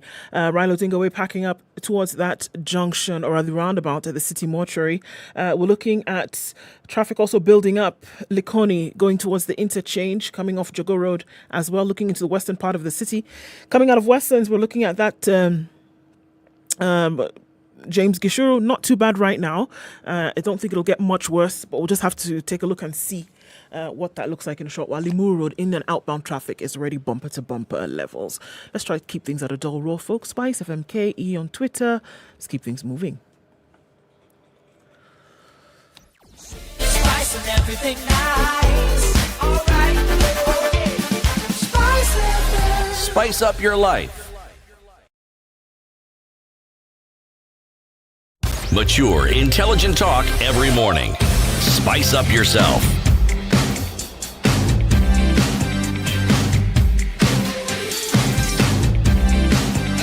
Mornings done right.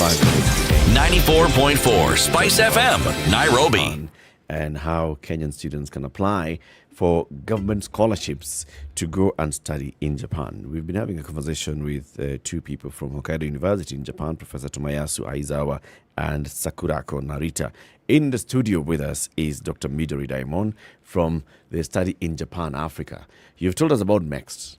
Yes. And this is the government scholarship, and people can apply. It's either through going to the embassy in Nairobi or applying to the university, and then through the university recommendation for the MEXT scholarship. But there are very many other scholarships as well that are available. Yes, but I have to say that the full covered one, for those graduate students, is only that Japanese government scholarship. But I want to say that there is also other financial aid which is offered by universities or other private foundations. So if you are here and then if you are in Africa or Kenya, when you apply the course in Japan, you can ask them that which kind of scholarship, financial aid they have. And then they can tell you which kind of scholarship and then which timing you can apply. Some scholarship you can apply even you are in Japan. When you are enrolled, you will know that you get some monthly stipend. Yeah. And then after you go there, also you can apply for some small financial aid, not full one, but yeah, you can apply. But you have to keep good academic transcript, of course. Throughout.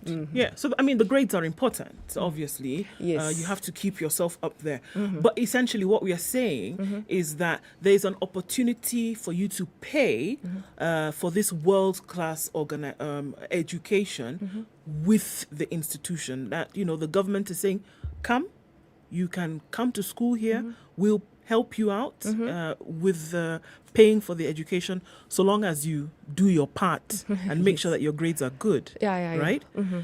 What's the uptake? True. I mean, because I know this is a sticking point. What is the uptake for some of these scholarships or some of this financial aid?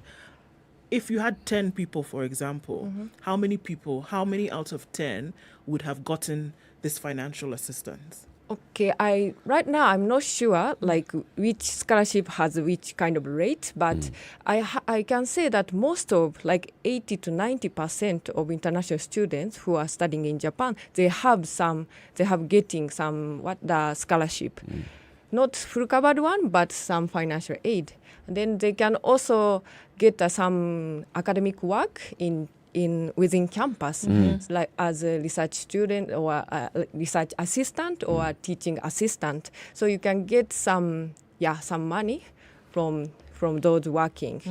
So it's possible for you to earn in other ways as you continue to study in Japan. Yes, that's true. Yes. Now your program, the Study in Japan, Africa, brings in all this information from the various universities, from government and all. Is this a government program, the one that you're in? Actually, or is it private sector? We, as Study in Japan for Africa, we have to promote all courses, all universities in Japan, including national universities and private universities. And then, but we know that also we have to provide about the information on the scholarship, which is very important to African students.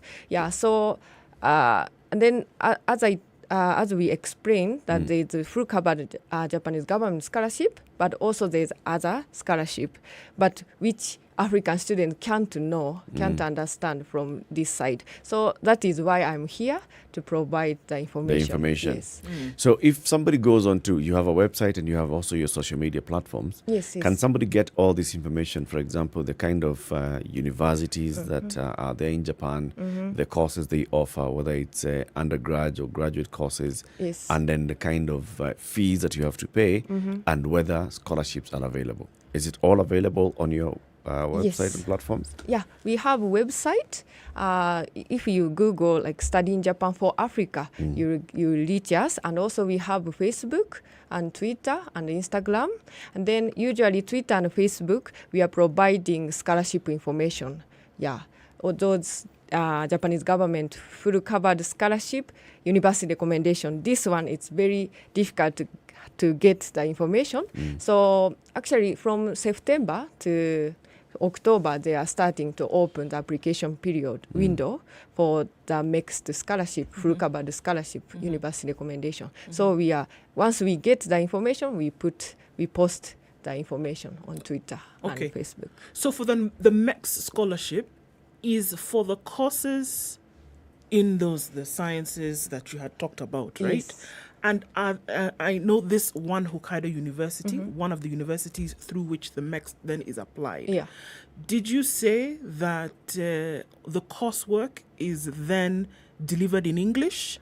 Yes. This program, they call it IGP, International Graduate Program. It's for international students, totally taught in English. Yeah, so you don't need to have a Japanese proficiency when you entered, and then so you can study, you can research in English. Okay, and which other? So are there other institutions or other schools through which the MEX program is, and then also the IGB then is delivered, or I mean, are there such universities throughout Japan? Yes, there are. But as I told you, it's very difficult to find the opportunities. I mean, the university which has that opportunities. So that is why we once we get the information, we post their university information. Now you can apply through this website. Those kind of information we. So you're saying it's basically easier if somebody is interested in going to study in Japan to come and get information from your website and your platform, Study in Japan for Africa, because then all the information has been put in one place. Yes. It's easier than going into various universities and trying to Google and then finding some of them, the websites may be in Japanese, translation, lost in translation. It's easiest if someone comes to your website, Study in Japan for Africa, get all the information. Can they even apply through your website? Actually, through website you cannot apply. You have at the end you have to go to their website and then you apply through. Maybe most of the time you online. You can apply through online. And actually we have an event, upcoming event, online event, which we are welcoming all sub-Saharan Africa, including Kenyans. So I want you to attend our event so that you can meet with the university staff, directly. And then you can ask what you want to ask, and then of course scholarship information. So some university might have, like this Hokkaido University, they have Japanese government full covered scholarship opportunities. So I want you to attend our upcoming event at the end of this month. So it's on the 30th of September and the 1st of October. Yes, that's true. But it's all virtual. It's all online. It's all online. So someone has to register for it. Yes, you have to register for free.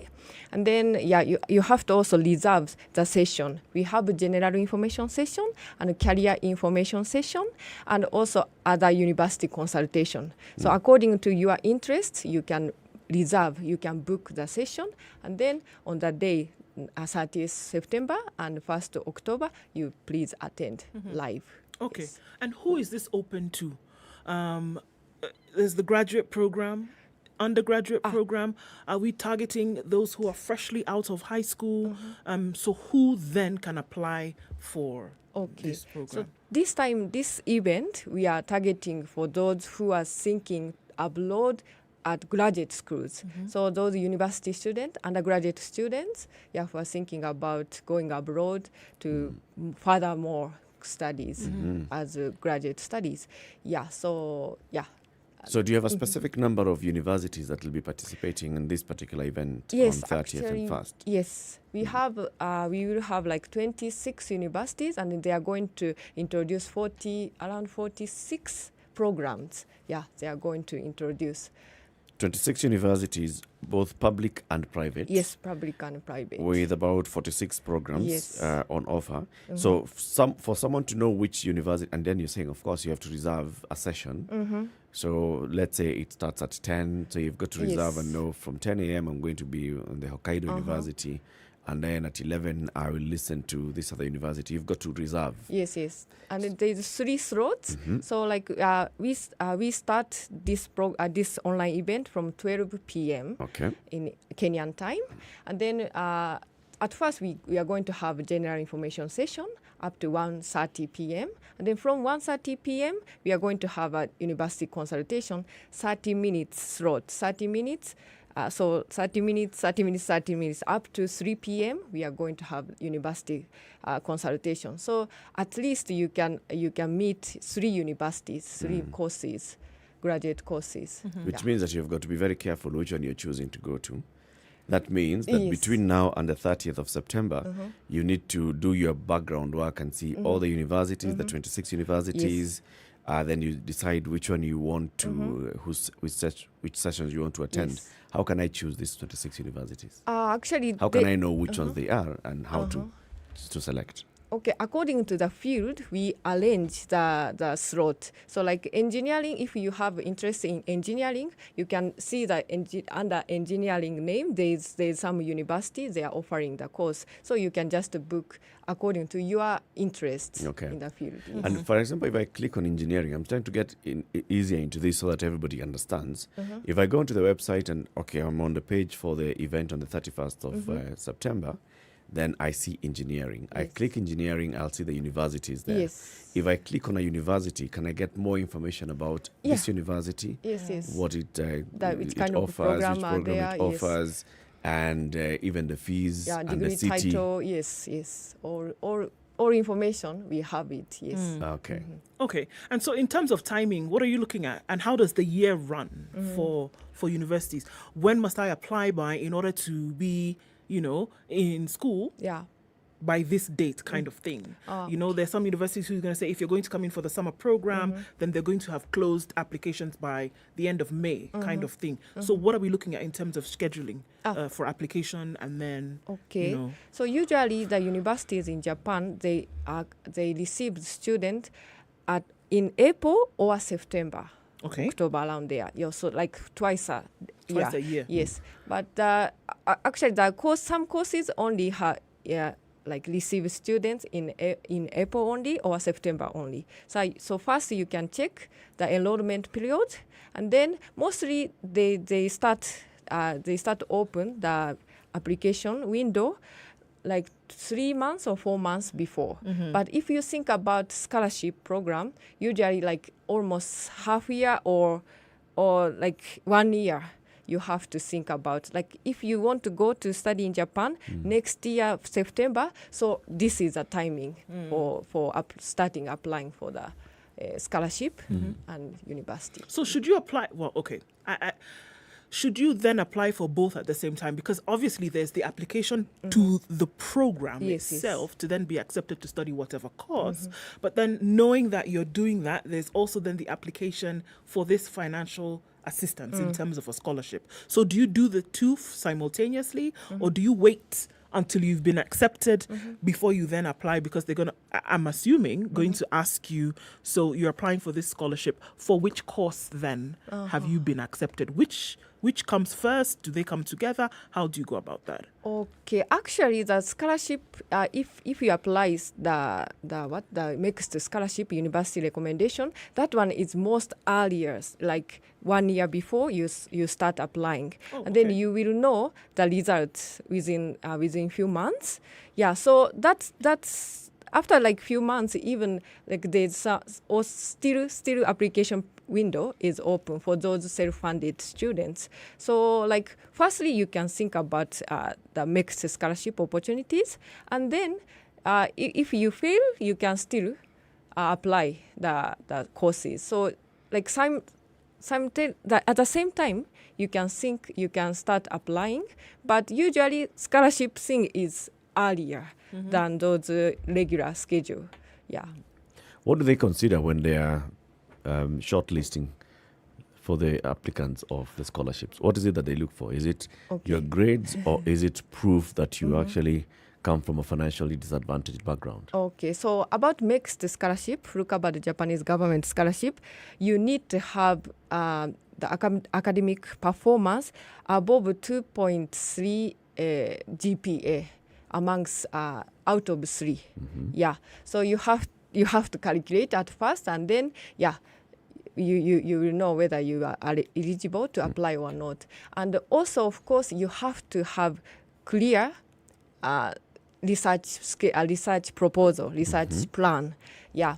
And then another thing it's very important to think about is to get a perspective supervisor who is going to supervise you in Japan. Yeah, and then actually this one is a bit difficult. Some university can look for those prospective supervisor for you, for applicants, but others they don't. So you have to email them, the professors. To do the work. Yes, and then you have to please write good.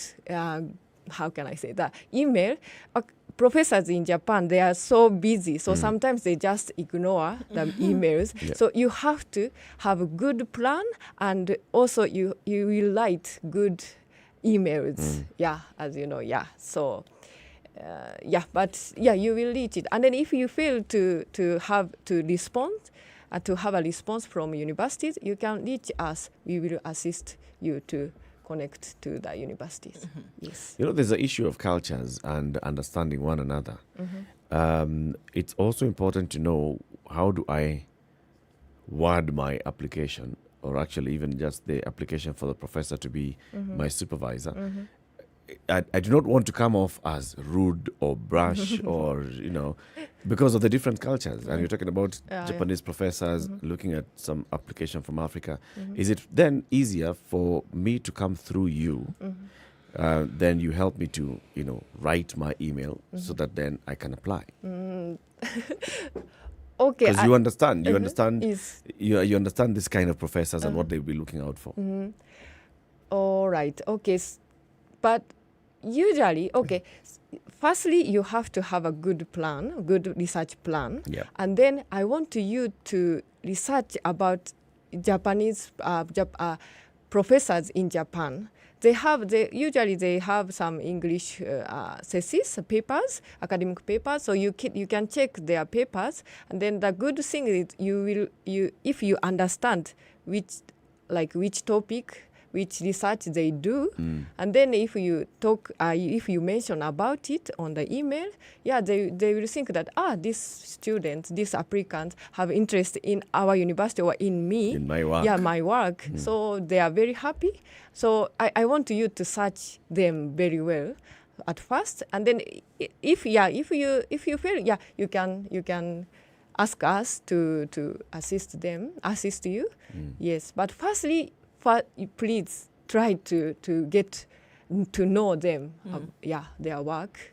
Yes. So what I'm understanding you saying is that it is important to be in touch with the professors because it is under them that you would then work out your scholarship, or in terms of the work that you'll be doing in the program, or is it both? As in, how does the scholarship present itself? Is it kind of like a work study? Do you work under a professor? Or are we saying that getting in touch with the professors is important because it will help with your coursework? Which is it? Actually, about scholarship is belong to that program, not to professors. So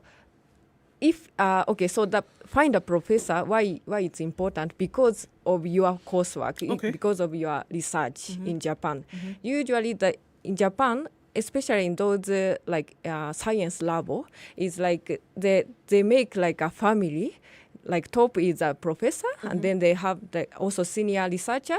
They are trying to help you, but you have to find a good lab which you can do what you want. Yes, so it's very important to find a professor. Okay. Are there application fees for the scholarship? For the scholarship, no.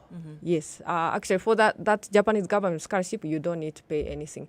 But most of the times, Japanese government scholarship ask you to post the original documents at the end. Yeah, after you no, not okay. I have to say that you have to post some documents to to Japan. Yeah, not online only. Okay, so you have to actually send sending the physical, fee. Yeah, physical you might documents to consume, Japan. Yeah, you have to So that's the only cost that you may incur. Yes. Nothing like an application fee. No. And how about the universities? When you're applying directly to universities, not for scholarship, just a university application. Okay, university application. Yeah, you have to pay some money. Yes, around like $30 or $50, something like that. Yes, it depends on the university. Yes. Okay. So again, what is the encouragement after your program? And sorry, how long is the program? The graduate program, 2 years? 2 years master's, 3 years PhD. 3 years PhD. Yes. So what is the encouragement? Or is it across board? Finish school and then you may go, anywhere you want in the world? Or are there programs now through which, again, we're asking this question, through which then students can now, enter into a chosen career path after they have finished their studies? Okay. Usually, I have to say, Japanese government want the student to go to obtain up to PhD course. Okay. Yeah, PhD in Japan. Yeah.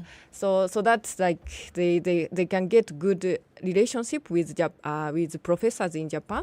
Then when they go back to their home country, they can maintain that relationship. Yeah, with researchers in Japan, and then they have more research. Yeah.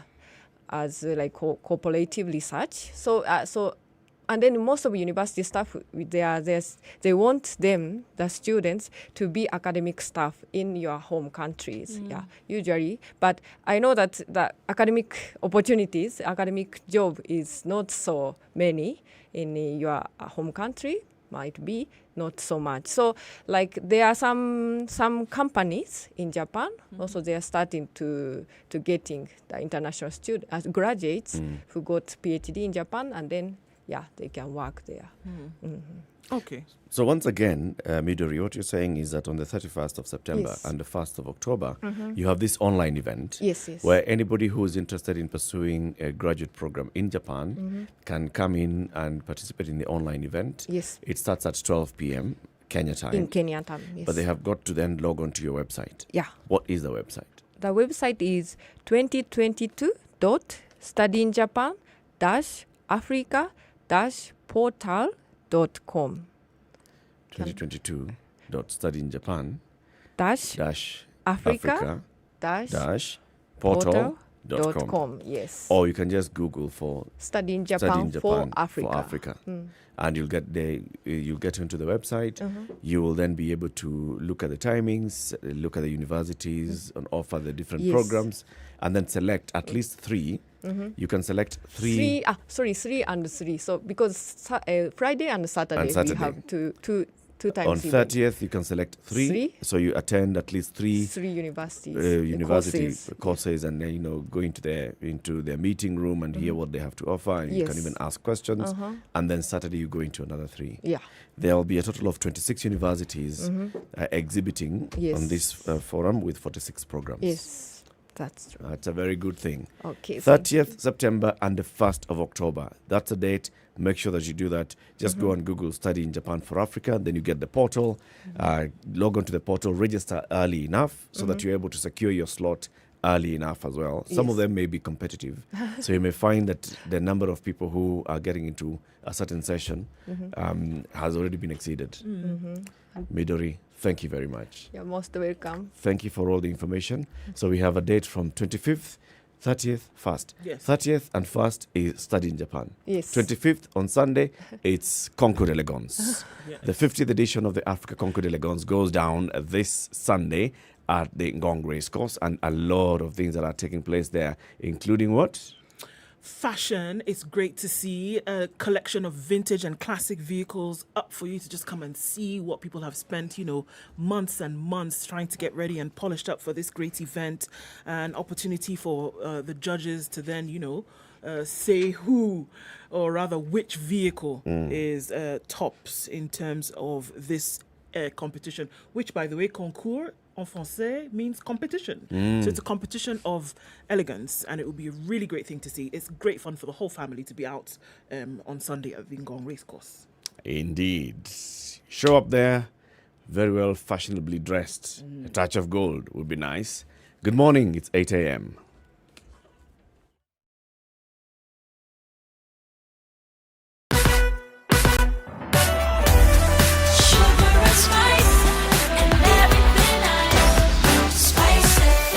Spice up your life.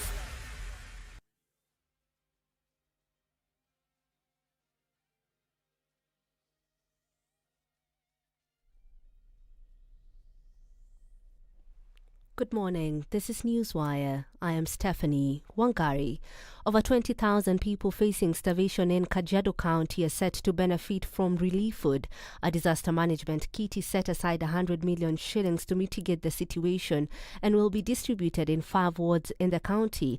Kajiado Governor Joseph Olelenku says the most affected residents are those who reside in remote areas. Tayari tumeweka teams ya kufanya kazi katika kila sehemu, na kwa hivyo sasa mpango tu sasa ni kupata hiyo msaada, kwa sababu framework iko ya kugawa hiyo chakula. Officers wetu wametrainiwa, na tunasema hii ni juhudi ya kuokoa Wakenya na mifugo zao, sio shughuli ya kisiasa, haitachukua mrengo wa siasa yoyote ile, na kwa hivyo tunawaomba Wakenya na viongozi wote tuhusike katika hafla hii ya kusaidia wale walio athirika.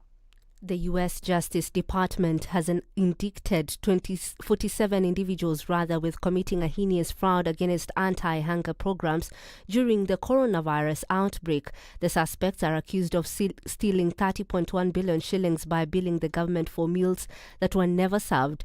According to the indictments, the defendants spent their money on real estate in the United States, in Kenya and Turkey, as well as vehicles and other luxury items.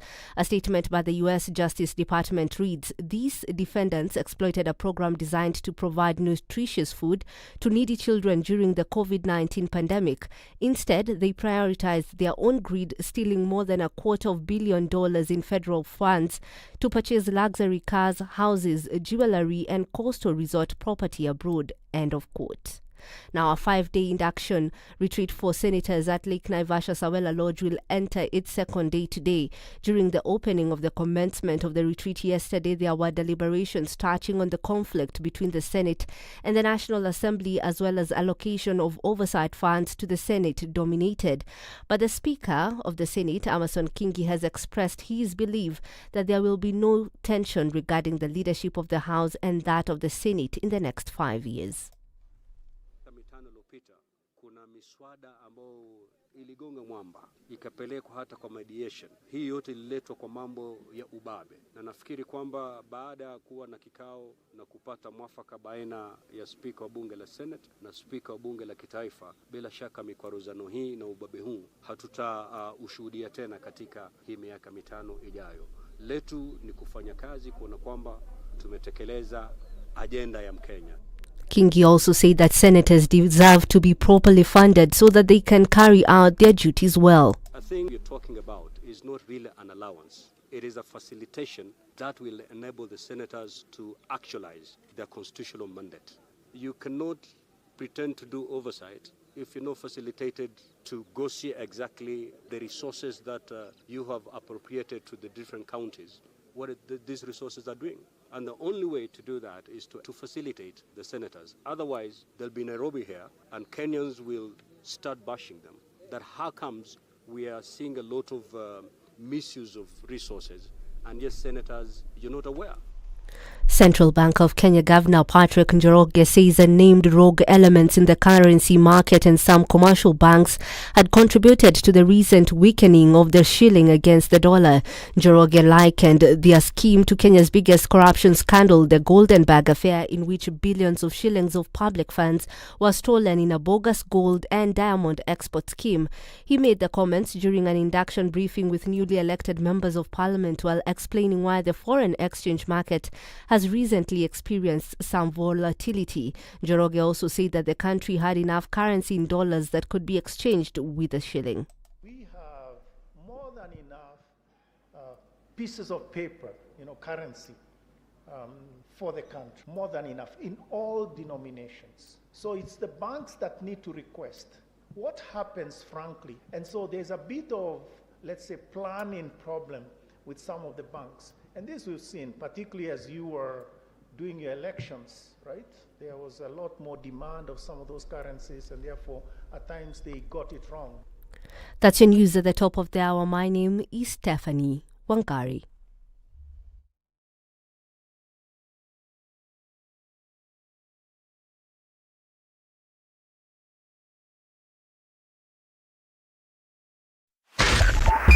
.5 Spice FM, Kisumu. All right, so what are we looking at a few minutes after 8 o'clock? There is traffic that's building up on Mombasa Road and is heading out towards North Airport Road. We're seeing a lot of it then going out towards Outer Ring, but that's okay. We should be able to handle that. Nothing too crazy coming off Langata Road, though we've got some bumper-to-bumper action spilling over to Rilo Dinga Way out then towards Gong Road. And that business that normally happens on Naivasha Road is already doing the thing right now. James Gishuru, bumper-to-bumper, very heavy. As you're coming off of Gitanga Road, you connect with James Gishuru and out towards Wayaki Way. That's already doing the thing. On the Thika Superhighway, traffic is not so bad today. We're just looking at that survey turn-off and then going out towards Pangani and then some of it coming off of Kiambu Road. But that's what it just about the size of it. It's not too crazy. Hopefully we can keep it that way through most of the morning. Yes? SpiceFM KE on Twitter. Talk to us there.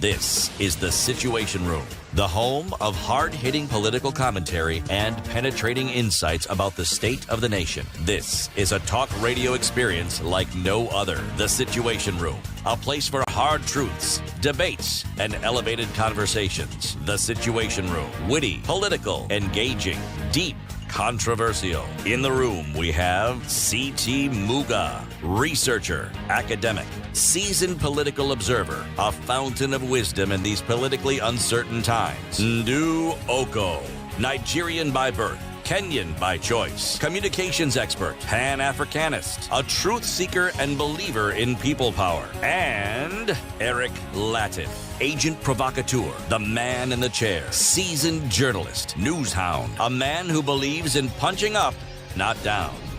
This is The Situation Room, the only way to start your day. Good morning. We are still here until 10 a.m. This is The Situation Room, Kenya's biggest conversation, live on Spice FM, on KTN, and online on YouTube and Facebook. It's Eric and Ndu.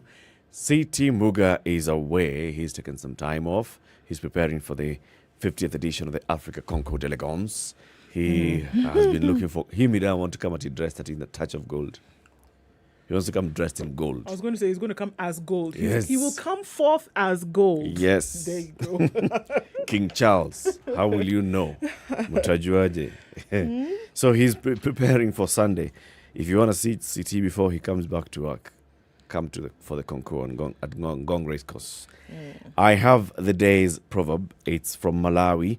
When you are on the back of an elephant, do not pretend that there is no dew on the grass. When you're on the back of an elephant, do not pretend that there's no dew on the grass. One might wonder. One might wonder what you were doing atop an elephant. It's called the ultimate conquest. Right. If you can actually tame an elephant. In order to get on its back. Yeah, well, they do that a lot in Asia. But now in you go to Amboseli, you're on top of an elephant. And I've reached. You're up there. Don't pretend there's no dew on the grass. Yep. Tafadhali sana. Tafadhali. We have a member of parliament in the house. Mheshimiwa is in the house with us. The new woman rep for Homa Bay County, Dr. Joyce Osogo, popularly known as Bensouda. Good morning. Good morning. How are you? Salama kabisa. Welcome to Kenya's biggest conversation. Welcome to the hot seat. We like having people who are in parliament on this in this studio because we've got very many questions to ask them. But we understand, of course, this is your first time in parliament. But tell us about you, first of all. Why do they call you Bensouda? Is it you who calls yourself Bensouda, or is it other people who call you Bensouda? Both of us call ourselves Bensouda. And others. You have internalized the name. Yes. Why Bensouda? Bensouda because of my character. Actually, let me just start by telling you that it is my official name.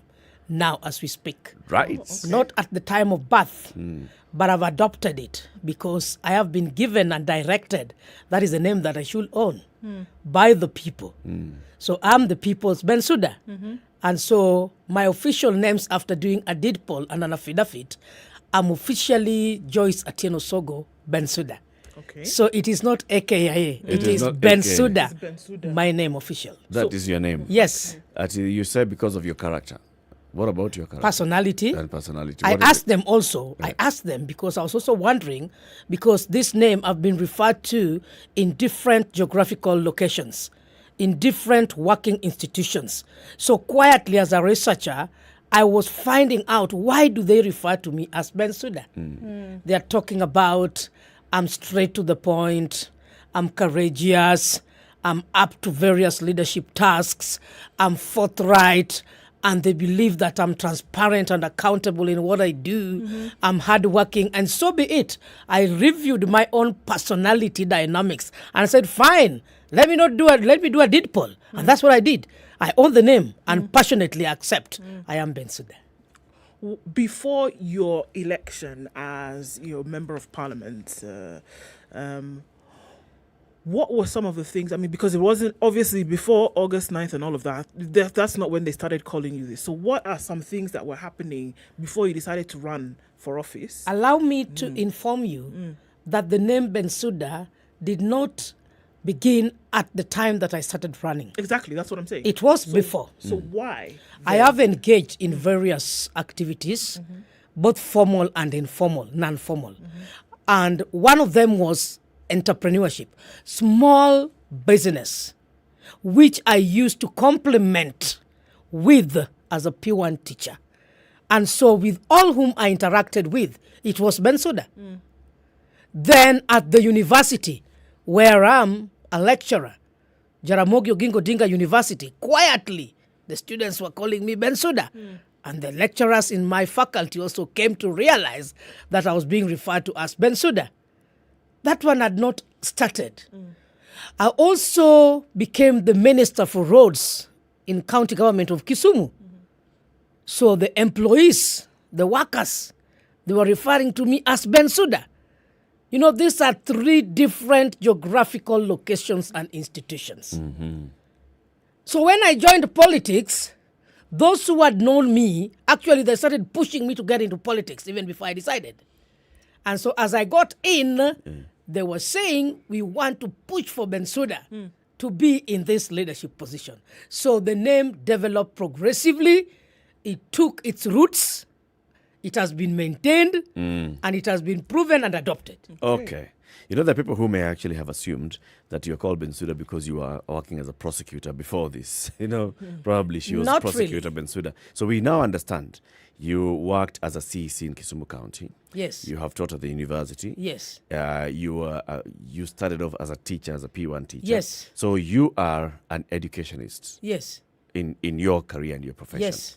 And then you've also served in government as a CEC. Yes. Was that your first time working in the government as a CEC? That was my first time working in government because, as I told you, my background is education. Yep. Actually, I'm an educationist, all the cadres. In high school, I've also taught in vocational training centers. I've also taught at the university. I'm a researcher. So after that, based on my discipline of or the faculty which I specialized in, which is project planning and management, and specialized in project monitoring and evaluation, I came in as the Minister for Roads. Yes, so it was the first time working in the government, but I believe even being a teacher, you're in the government. You are. Unless I don't understand your question. You are indeed. Yes. So when you thought, all right, I'm hearing the voice of the people, the ground is speaking, that I should join politics, and you decided, I'm going to go into politics, why did you pick on the woman rep position? I picked on the woman rep position because it is a position that represents, in a very basic and preliminary way of entrance into politics, to represent the voice of the women, the youths, and persons living with disability. That constitutes the rural area, which is highly suffering. It cuts across the urban areas, and therefore I felt it's going to give me the primary basic and understanding of our society as I scale up and partner with other people. What are you, because it sounds, I mean, I think unfortunately, most who run for office romanticize this thing of women, youth, and people living with disability. It sounds like buzzwords that you're now just going to use to get along. What do you feel? And I'm going to look at the women, the youth, and the people living with disabilities in Homa Bay County, right? What do they need? What needs to happen? What needs to change? Thank you so much. Being that I am born in Homa Bay, I'm married in Homa Bay. I've also engaged with Homa Bay. I've transversed the 8 constituencies. I understand the needs of the 3 categories. And normally I say, not men left behind. Just the same way at times in Kenya, I remember we overemphasized on protection of the girls until our boys were left behind.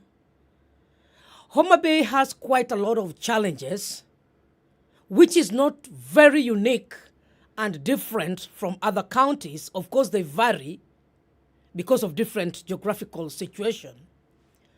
And therefore, I believe that Homa Bay County needs to be addressed in terms of their challenges and service delivery.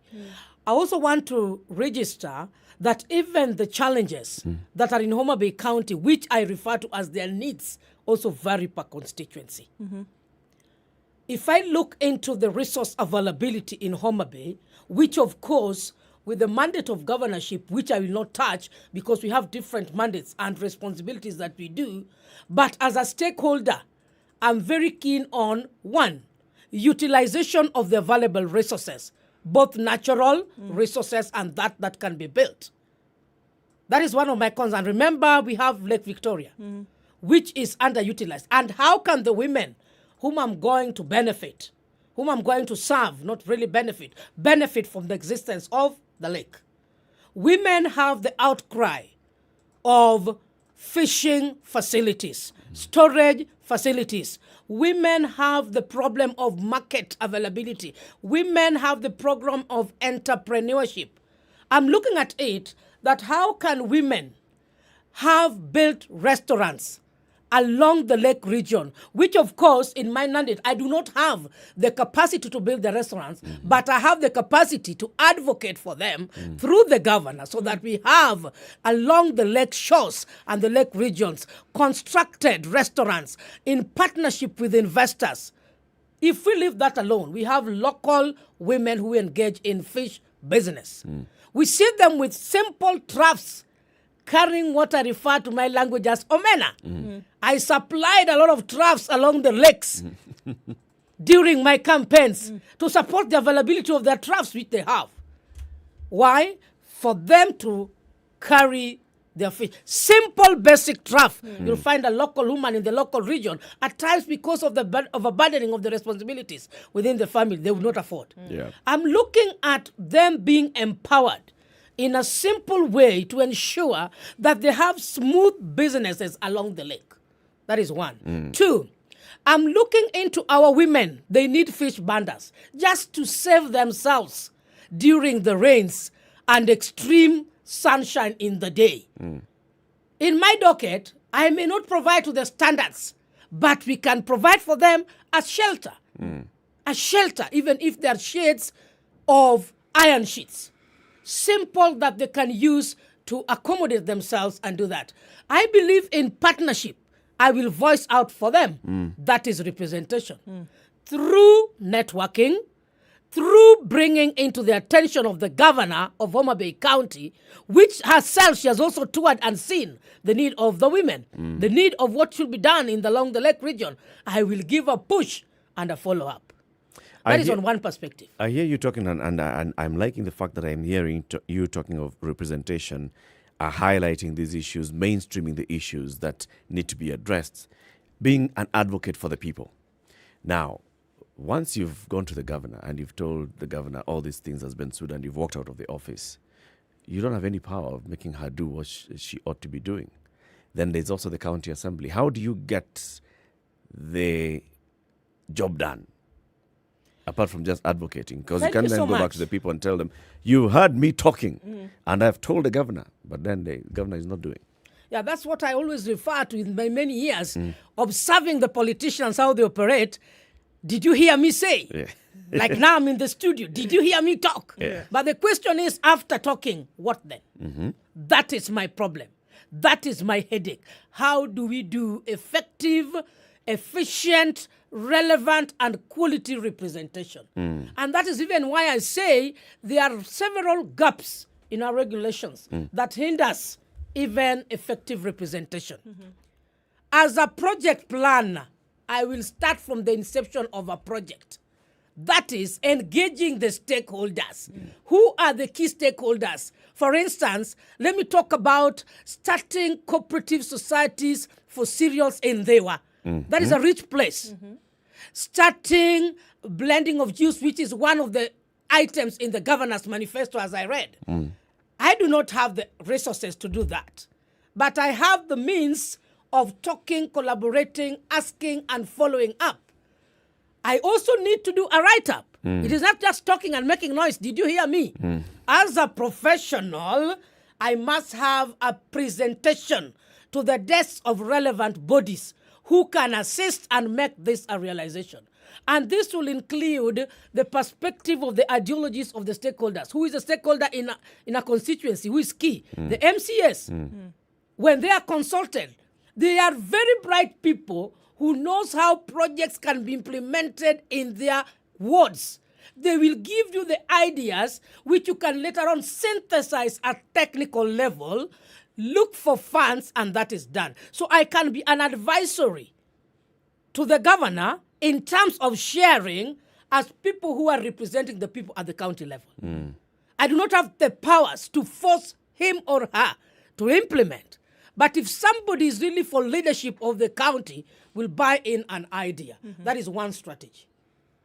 Two strategy is to ensure, because at times we realize that projects and funds are there. And these have been experienced in county governments. The land is not there. How is the coordination of the departments? We are here to question and see and observe and read how there is that coordination so that we don't find a project and the project goes, the fund is returned back because there was no availability of land. The governor should be up to task to do that. We are there to watch. We are there to advise. We are there to interrogate. The county assembly is quite critical in such kind of matters. When we engage with them, when we ensure that public participation is done more frequently and objectively, I think we are there to represent and to advise and to implement. Yeah. From what you're saying, obviously these are things, having been brought up in Homa Bay, done everything that you've done until this point. So you obviously are intimate with the issues that need to be sorted out. And one would hope that you're coming from a point of servitude. You have told us that it is then necessary for you to work in concert with the others, MCAs, the governor at that level, other members of parliament within the county. How do you then ensure, because these are things that you're saying, how then do you ensure that the accountability is across board? Things that you can be saying right now maybe do not rhyme with what somebody else wants to do. How can you ensure that the very things you told people that you would do when you were campaigning, that they will actually be done? Because I think that's where we are now. People are looking at the point whereby the way business was done before is not the way it's going to be done today. People cannot make roadside declarations and then get into office and decide to do whatever they want. People are watching. Kenyans are hoping that those women are hoping that actually this thing that they suffer from morning to night will actually be done, that they will see some development, that they will see some progress. By the time, not even 5 years, by the time the next few months come to a close, will they be able to see some successes? Thank you so much. I want to answer your question by focusing mainly on my mandate as the woman representative or MP, county MP. When I was campaigning, I want to attest that I have very specified agenda or manifesto that I have. When I looked into the financial resources into the kitty of Ngaf, I find it very limited in terms of what work is expected by our people. Which going way forward, already we have started questioning. But what I believe in, that single coin which is in the kitty must address my manifesto. If I am unable to address the 100%, I should give proper feedback to my people. This is where we are. This is what I plan to do. This is what I've done. This is what is pending. And I explain the reason as to why it is pending. One of the things that I have in my manifesto is environmental conservation through simple tree planting. This I expect to achieve in 2 ways or 3. Number 1, organizing youth groups to start initiatives for tree planting nurseries. 2, in collaboration with the forestry officers. 3, in ensuring that our schools and institutions are served with the tree seedlings, because I know the economic impact of having trees in regions. That is 1. I don't need to go to the governor to ensure that is implemented. But I can go to the governor and other agencies, that is partnership and collaboration, to ensure that the rigor and the percentage with which we want to realize the improved trees within our county is done. That I'm not hindered. So that one I'll be held accountable. Number 2, empowerment of the women. There is an area where we have gone wrong. You cannot give Wanjiku money without confirming the capacity of Wanjiku to manage that money, without assessment of the business ideas that they have. Number 3, the situation of even these groups. I think I want to be more accountable. I'm not saying that somebody who was there was not accountable. I'm talking on what I stand for as my principle. And because I have the professionalism in me, and when it comes to SMEs, one of the things that I teach at the university is entrepreneurial management. And so I understand the basics of capacity building. I believe the Ngaf Kitty, which of course I want to be inducted in the couples of days to come. So I do not want to preempt what it really entails, because I've just gathered, and because I'm a researcher, I've tried to find out what it entails. Allow me not to preempt, because probably there could be changes which have not been officially communicated to. But I'm looking forward into capacity building. I'm looking forward into table banking. I'm looking forward into savings of the women. That Wanjiku, the very, very common Mwananchi mama in the village, so that they are uplifted. Just 2 to mention. And I want to go into the education sector. Somebody questioned me during my campaigns. What you're saying, you're not a governor. You don't know your mandate. I know my mandate. I'm a girl. If I'm representing the women also, the girls are there, the boys are there. When I'm talking about education, I know how far I've come from. It will be selfish if I don't represent them education-wise. How? Sanitation services, mentorship programs, collaborating with sponsors, looking for them sponsorship. Even right now, as I'm being trained, inducted as an MP at Safari Park Hotel, I've already engaged Cooperative Bank as a person. I know maybe we shall be attached to them, Cooperative Bank, Family Bank. I'm asking them, our women saves in these banks. It should not just be trade.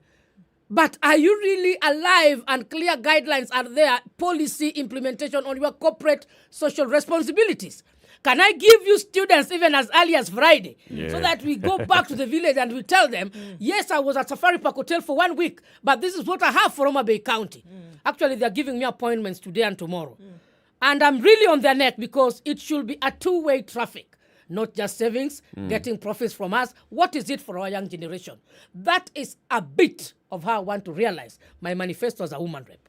There are very many questions that I have, including, whether you think we should retain these funds. But let's talk about that after this break.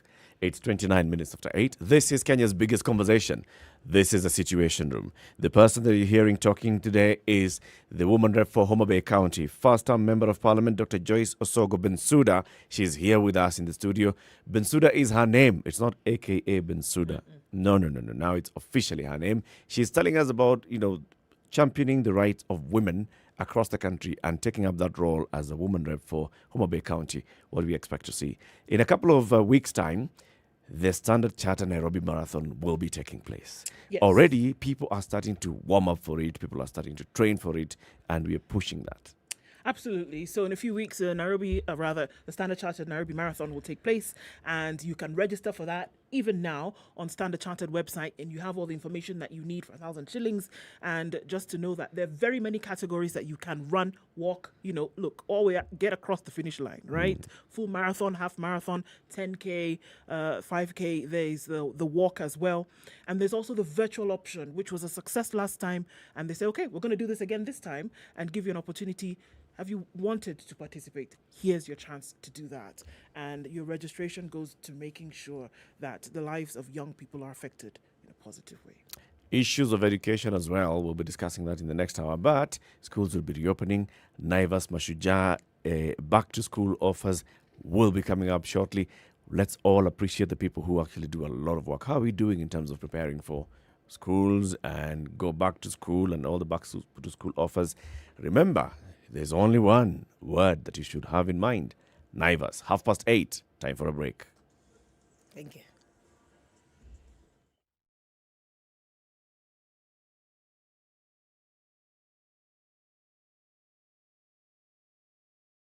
I know the sun is out in Nairobi at least. As you tembea, be careful. Manchester United are trying to sign anyone. Watch out where your children are. Please hide yourselves. Sugar and spice. I reached a point where suicide things were just going south completely. Something stopped me. It's gone. Nairobi.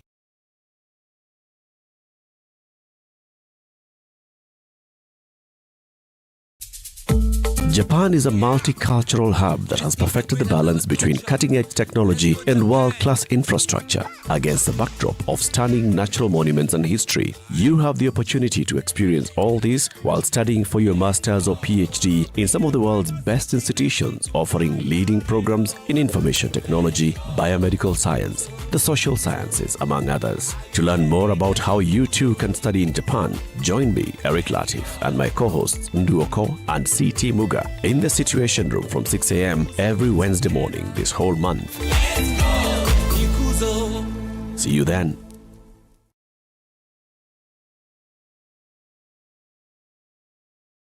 Showmax has done it again. County 49. A gripping political drama that follows the ongoings within Botele County, Kenya's fictional 49th county, will premiere on Showmax on Thursday, the 25th of August. If any of our demands are not met, your governor will be executed live online. Tune into the situation. Highs of 27 and lows of 14 today. 25 will be high in a sunny Nakuru at 15 and at 17 and cloudy in Nyeri. Highs of 24 and we'll see highs of 24 as well in Eldoret. The rain continues in Mombasa, going to highs of 29 and we'll see highs of 29 in a rainy Malindi, currently at 25. Kisumu is sunny at 20, highs of 29, and Kakamega sunny conditions at 21, going to highs of 27. It's mostly sunny now in Kampala at 21 and we'll see light rain continuing in Dar es Salaam, going to highs of 29. It's 11 degrees and cloudy in Johannesburg, highs of 18, and light rain at 24 in Lagos, going to highs of 29. 31 will be the high in Kinshasa. It's currently sunny at 24.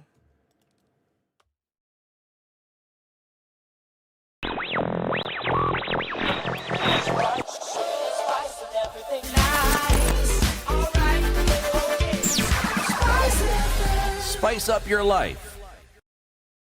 All right, so we're looking at traffic that was building up on Mombasa Road, but that seems all right. Just at that drift over Imaradaima inbound, some traffic, but manageable levels. Jogger Road has also behaved quite well today, as has Landis Road, but you're seeing some traffic going towards Kamkunji and then out into the city. Coming off Gong Road, it gets heavy as you approach the Haile Selassie roundabout. We're also seeing traffic heavy at the entrance of Ryland Dingle Way, and that's in and outbound traffic. So there it is. James Kishiru has been good all morning, but now we see bumper-to-bumper traffic inbound to Wayaki Way and coming off Gitanga Road this morning. Coming off Wayaki Way as well, some here and there, but again, manageable. Can we keep it thus? Let's do it. The Thika Superhighway still continues with some traffic, and we're seeing that really heavy on Kiambu Road as well. Through Traffic Hour, talk to us, SpiceFM KE on Twitter.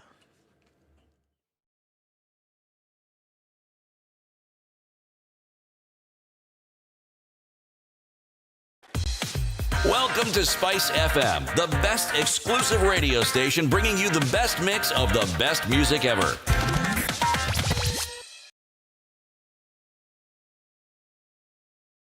Mature, intelligent talk every morning. Spice up yourself.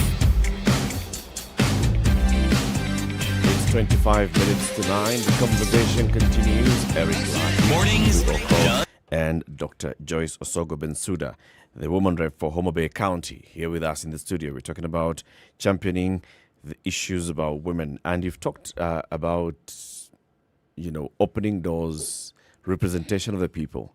Now let's talk about the expectation of the people. They expect to see tangible things that Mheshimiwa has done. And you even mentioned, Ngaf, the National Government Affirmative Action Fund, which is the money that's allocated and managed under the supervision of the woman rep. And then there's the National Government Constituency Development Fund. Already, the Supreme Court has said the 2013 law, which was the CDF without the NG, is unconstitutional. There's a case in court about the CDF with the NG, the current one. During the induction of members of parliament, the boss of the CDF fund, the chief executive Yusuf Mbuno, said various constituencies will henceforth receive varying amounts of NG CDF, which is a deviation from the previous financial year where all constituencies were getting equal share. He says it will now be dependent on the number of wards that a constituency has. So a constituency with more wards gets more money, a constituency with fewer wards gets less money. But also in terms of NGC, NGAF itself, my question to you is, do you think CDF of any form should be retained now that development is devolved and there's a county government in place? Thank you so much. In my straight opinion, that should be retained. Why? Precisely. Why? I want to say that the workload which the county governments have is quite wide. Mm-hmm. I told you during my introduction that one of the things that I've done is being the Minister for Roads. We made budgets which were approved, and we expected those funds to be disbursed by the national government. One, the disbursement was quite slow. Two, the full budget was not disbursed. Even under the budgets that we did, I realized that quite a lot of projects were supposed to be factored in, which could not. So that means we do not have adequate financial resources. Even as county governors, they do not have what is enough. And number two, it should be retained because even what we had before the dispute started arising, we realized that we're still dependent on investors, partners, and other supports. That shows that what the counties require is a lot. And if you do not pull up resources from various quarters, that might not be adequate. Talking about scrapping off the CDF funds, have we been convinced that what has been scrapped off is factored in the increment and under regulation on what the county government should receive? That is my question. As a stakeholder, not as an MP. Number four, we know that CDF has done quite a lot, especially in areas or constituencies which the MPs used this financial resource prudently. It was big pluses, not a plus. We can see modern primary schools. We can see police stations constructed. We can see bursaries given to our students. In my view, actually, if I was a sitting judge, I would not even listen to that case. That CDF needs to stand. So it has, so that the continued support that we get is sustained. I guess the question is, Mheshimiwa, whether MPs should be involved at all in the CDF. I also want to answer you by asking you a question. In your view, if you're the one who is supposed to be responsible for this, why do you think the NCA, the MP, should not be involved? Who then is going to be involved? That's my question. Because I believe these funds are managed by committees and under guidance and regulations. But do you I think... pause so that... I know what you're asking. Yes. I want to throw back the question. Yes. Do you think that those that say that in some areas, and even you've talked about it yourself, there are some areas where the MPs have not prudently utilized the resources? It has been used as a campaign tool or as a tool to demonstrate that an MP is relevant on the ground. Development does not have to happen through the MP. If there's a committee that has been established at the constituency level and it's the one that is determining the development projects to be spearheaded or to be started through CDF, why does an MP have to be involved? In cases, we hear of MPs actually determining who sits on the committee. So they end up benefiting from the 100 million shillings every year. I've understood you, and you have raised several issues in one question. Yes, you have asked, must development come through an MP? Let me come to our institutions. We have different primary schools where I taught. You find others from the rural areas, they'll be ranked in top 100. What are others with facilities doing that they cannot fall under top 100? So in any, that in itself is development. I come to the bank institutions. There are banks which are doing very well, and they're also ranked. Those are also developments. We have, for example, Equity Bank. They have programs that they come to the SMEs down on the ground, isn't it? I want to ask you, does Absa Bank do that? I'm not attacking them, but I'm just giving examples of development and different institutions. So I'm also saying when it comes to constituencies, these are also other institutions. And in the event that performance is questionable, I want to ask myself, aren't we having bodies in Kenya who are supposed to be responsible for conducting investigations and informing the Kenyans on the right information? Must we rely on rumors? Are there evidence? Even myself, when I talk about there are those who perform well and there are those who do not perform well, I'm relying on probably benchmarks. Okay. Did it not give some kind of power to a member of parliament knowing that this 100 million a year account of CDF, that there was something that it did in terms of relevance, in terms of, longevity of tenure? Did it not do something for just knowing that you had some kind of control over that? Is that not what would then be a sour spot now when you hear that that is then removed from under I would not concur, because for those who have not performed, the constituents, just let me take that angle. Let me retreat a little bit and say this. In any job description, you are told the expectation of what your roles and responsibilities are. There's nothing wrong when an MP says that I have done this to my constituent. They are sent there to represent their people and to ensure that developments are in their constituencies. To me, I have no problem by them saying that as an MP of Karachuonyo, I have constructed this school, that school, and that school. Through the only thing which remains that they should join that clause, if I may put it, through the mandate and how you elected me to do, I have performed. Not just talking about as Bensouda, I've done this. As Bensouda, the woman representative, you elected me to represent you, to do this job. And through what you gave me to do, I am able to account for A, B, C, D. Now, if they find that I'm suitable, that they can sustain me also to continue serving them, I have no problem. It is the right of the constituents in the event, because we have civic education, which I also realized we need to improve as leaders in conducting civic education so that our constituents are really at par and they understand exactly what different institutions entail, their rights, their roles, so that all these are done. So I want to believe that in that course, there's no problem. But I also want to blame our constituents to some extent. If you feel that the leader whom you elect is not doing his work, why not exit that office? You are there. They are the employers. They can equally exit the person and not sustain the person. I want us to take caution. I know there is a mix of the 100 millions. Probably some people feel on, which I think you may ask or you may not ask. But I want to mention that the misuse of these funds is what I also object. What am I talking about? Misuse. If you don't spend this fund for the purpose as to why it is given, to me that is not right. Probably I don't utilize it and then I just do it on handouts. I'm a little bit cautious on handouts because is it sustainable?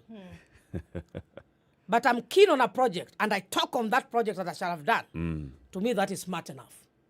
We've seen some clever jobs being done. So it's a project, but it's a project whose cost is heavily inflated. And of course, we know the beneficiaries of such projects. So yes, you will see a classroom that has been built using CDF, but how much did it cost? How much should it have cost?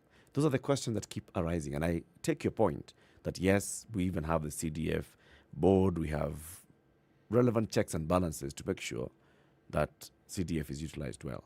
You've mentioned handouts, so let's go there. Before we go to handouts, yes, you have mentioned something very interesting, which I was keen on, and you have just touched pretty on the classrooms. When I was the Minister for Roads, Transport and Public Works, there are issues of BQs. We are the ones who are developing BQs for the department.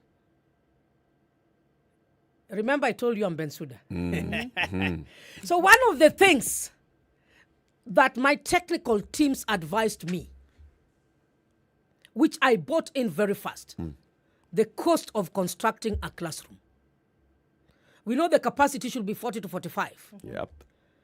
But we realize that the allocation that probably is given to construction of classrooms, either they are inflated or under quoted. So there should be standard BQ developed for these classrooms. I want to agree with you that there are some people who are sleeping on their jobs.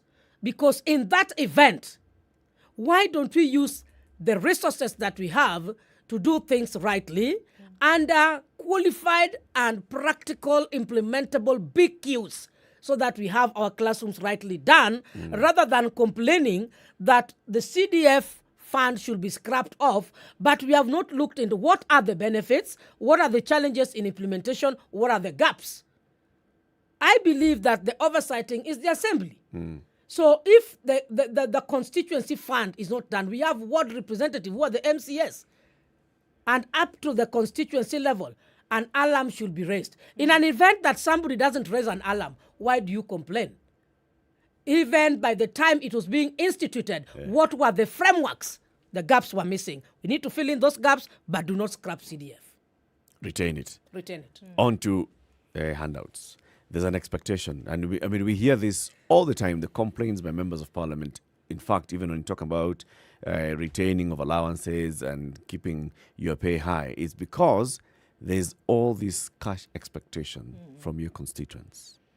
Is this a good way to go? Do you support it? How do you think this should be done? In terms of people waking up every morning and coming to Bensouda's home and they have a list of needs. Hospital bills, there's a burial taking place, there's school fees for a child, there is a harambe somewhere. All these are bills that are loaded onto the member of parliament. I feel pain for them. For who? For the MPs. I want to say, and I feel pain for my community. The truth, we are suffering. Our communities are suffering. An MP cannot be a hospital. Who is it that should provide for healthcare services to the people? So that it's not a burden of Honorable Latif, if I may use your name. Number two, our people are suffering, there is no employment. I know there are incidences also whereby some of us are just lazy. We cannot use the local available resources to sustain our livelihoods. There are also people who are just born lazy. Wake up, sit, rest, and wait for someone to give a handout. They're there in the society, and that's what constitutes a society. There are people who are aggressive in finding for themselves their livelihoods, and they don't believe in a politician's funds or finances. They don't even go near them. They are so busy that they don't even have time to look for those handouts. I want to say that there is weakness in our institutions. I want to say that the government must wake up to ensure equity, which is embedded in our constitution in distribution of resources. I want to say that the existing gaps in oversighting should be rigorized and practical, so that the roles of the institutions is not a burden of an MP. Otherwise, you are pushing the MP so much beyond the wall, not to the wall. It's such that, because it's the one who is there like a savior in the community. You have come home, you are from the office, people need these resources. You cannot run away from them. They believed in you, and that's why they elected you, and they knew that their problems are going to be sorted out by you, either by representing them in the parliament, ensuring that resource flow. So I even want to say that the avenues of flow of resources, the budget approval should be timely so that county governments get their money. The other supporting institutions, MCAs, the women reps, the senators, every institution should be practically functioning. I'm not saying that they've collapsed, but there are gaps, there are lapses. Now, when all these things are not addressed, the burden is with the representative who is on the grassroots. So I want to believe that handouts is a bad concept. And actually, during my campaigns, somebody asked me, you know, I'd just left being a lecturer. Quietly, I'd started going into consultation. It's not just I resigned and started, okay? But I was supporting here and there. And because they were pushing me, as I said, they thought when you start campaigning, it means you have a lot of money. Yeah, you have cash. You have cash. So you should be giving out. So mine was the reverse. I would go to a woman group. Actually, I didn't even tell some, don't sit for me, people. Don't tell people to sit down there and wait for me. If you move around, you'll find people who are serious with their lives. So I just decided today it is this direction. I didn't tell anybody where I'm coming to. I find youth groups discussing, doing table banking, give them 5,000 shillings for table banking.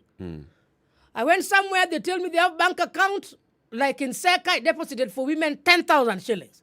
In my own capacity, with my own little resources, not any resources given tasked for any docket, because I'd not been elected. So you're not breaking down 20 bob, 20 bob, 20 bob, 20 bob per youth, 100 I per really woman. hate it. I really hate it because by the end of the day, what can even 200 shillings or 100 shillings do to somebody who is having a family? It's just that at times, maybe towards the after nominations, somebody has come to listen to your policies. You just call it logistics. For the transport to come to listen to Very you. clever term used by politicians. Not clever term. Logistics. But even if, for example, Mr. Latif, you come to my rally. Yes. Probably you have come a distance of 10 kilometers. And you're not employed. You're self-employed. Yes. You have closed your business to come and listen to my policies. Yes. To me, it's not bad to give you transport back home. But some people, they even come and just go back. Can 200 shillings sustain you? It cannot. Even for how long? It can't. It can't. So I would want to say that we should shift from the dimension of the perspective of waiting up to the time we are almost to be re-elected. Then we start moonlighting. And then when it comes to the last year of campaign, then we start giving logistics, which is 100 bob and unsustainable. And this can only be realized if the institutions that we have in the country are right to the task, so that the burden is not for the MPs. It starts from the top and it cascades down. That's my take. Do you hope that the people for whom you will represent, that you've already begun to represent, will hold you accountable? Will say, wait a minute, Mheshimiwa, this is not what we agreed, or we can't see anything happening here. Do you hope that they will be able to call you out should anything not go according to what you've said? Because you've been very public about your declarations, you've been very public about the things that you want to do, and coming from the place where accountable governance has to be the order of the day, how would you then expect people to make sure that you are doing what you said? As a Democrat, I know it at the back of my mind. I must be held accountable. If you're a leader who doesn't want to be held accountable, then you don't understand what you're doing.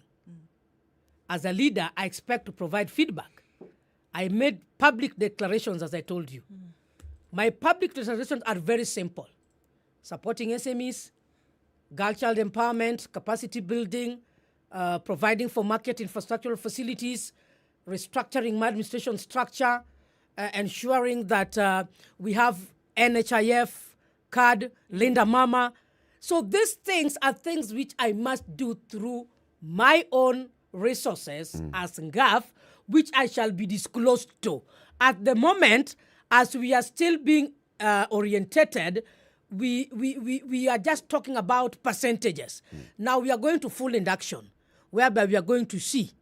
Number 2, I told you partnership. So I need to do all this so that when I'm accountable, when I'm being held accountable, I'm able to explain. I agree with you. It will be a great mistake if I do not want my constituents to hold me accountable. How will I expect them in 2027? Because definitely I'll also vie in 2027. But we have not started working. If I do not serve them well, definitely I don't think they'll have business with me. If I serve them well, they will have business with me. So feedback is important. Where there are constraints, I need to walk this journey with them. I cannot walk it alone. When I walk with them, holding me accountable, we shall also do it participatorily. Yes. Let's conclude the conversation. I mean, 1 hour is a short time when you have Bensouda in the studio. It is. Bensouda, you'll be one of 349 members in the National Assembly. There have been complaints, we've even raised them here, about the 12th Parliament and it being ineffective. It's a budget-making parliament, it's appropriating funds, and yet we talk about things not happening across the country. What do you hope to do from the floor of the House to make sure that your role of legislation, oversight, and representation is well carried out? I want to say that the country is burdened. And me being part of the 13th Parliament, I expect that we bring forth proper legislation on the floor. Number 2, I expect that we work smoothly and collaboratively in our respective committees so that the bills which are touching on the lives of our people, some of them were not approved, some of them we can develop, are brought to the House. I think we should be a different 13th Parliament and address and listen into the key complaints which were there and make a way forward. Action points are critical. And I think when we work like that, we shall have addressed the people's concerns. Yes. You are not properly constituted as a 13th Parliament in terms of gender balance. Do you think somebody should go to court and seek for the dissolution of the 13th Parliament on those grounds? I want to say that issues of gender, I think that would be even a long debate that I would even advise that we come for it another time. So far, I want to appreciate the general increment. I do not have actual statistics for all parties by gender. Allow me address that when we shall be talking about either gender. Should you find it fit to invite me another time? We will invite you. Yes. That one is a date. Yeah. The Honorable Dr. Joyce Osogo Bensouda, the woman rep for Homa Bay County, has been our guest this hour. This is Kenya's biggest conversation.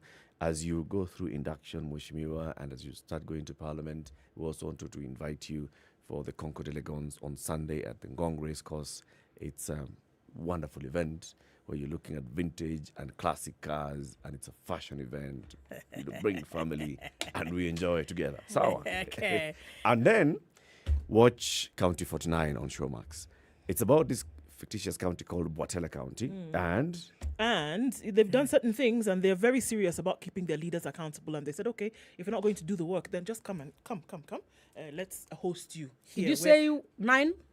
County 49. County 49. It's on Showmax. Oh. For 760 shillings a month only, you have access to this and other great programming. But this story, very, very interesting. I think about I'll how be excited the people are keeping their leaders accountable. Thank you so much. And the governor is a woman. Yeah, women can. Yes, we can. You can trust on them. Okay. Yeah. Welcome. I'll watch on that. Welcome back I think that soon, is expiring. Mheshimiwa. Yeah. Dr. Joyce Osogo Bensouda, woman rep for Homa Bay County, has been our guest. Keep it here for more conversations coming up in the next hour. We want to talk about education, which way CDF we'll have two guests. One of them is MP for Homa Bay Town, Mheshimiwa Kaluma, and CBC. I said CBS. CBC, yes. And also we'll have Dr. Njoya with us in the studio. Good morning, 9 a.m.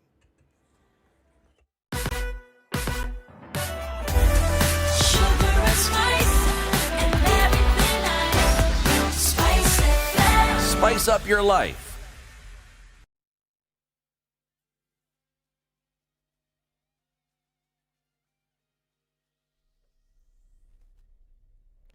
Good morning, this is Newswire. I am Stephanie Wangari.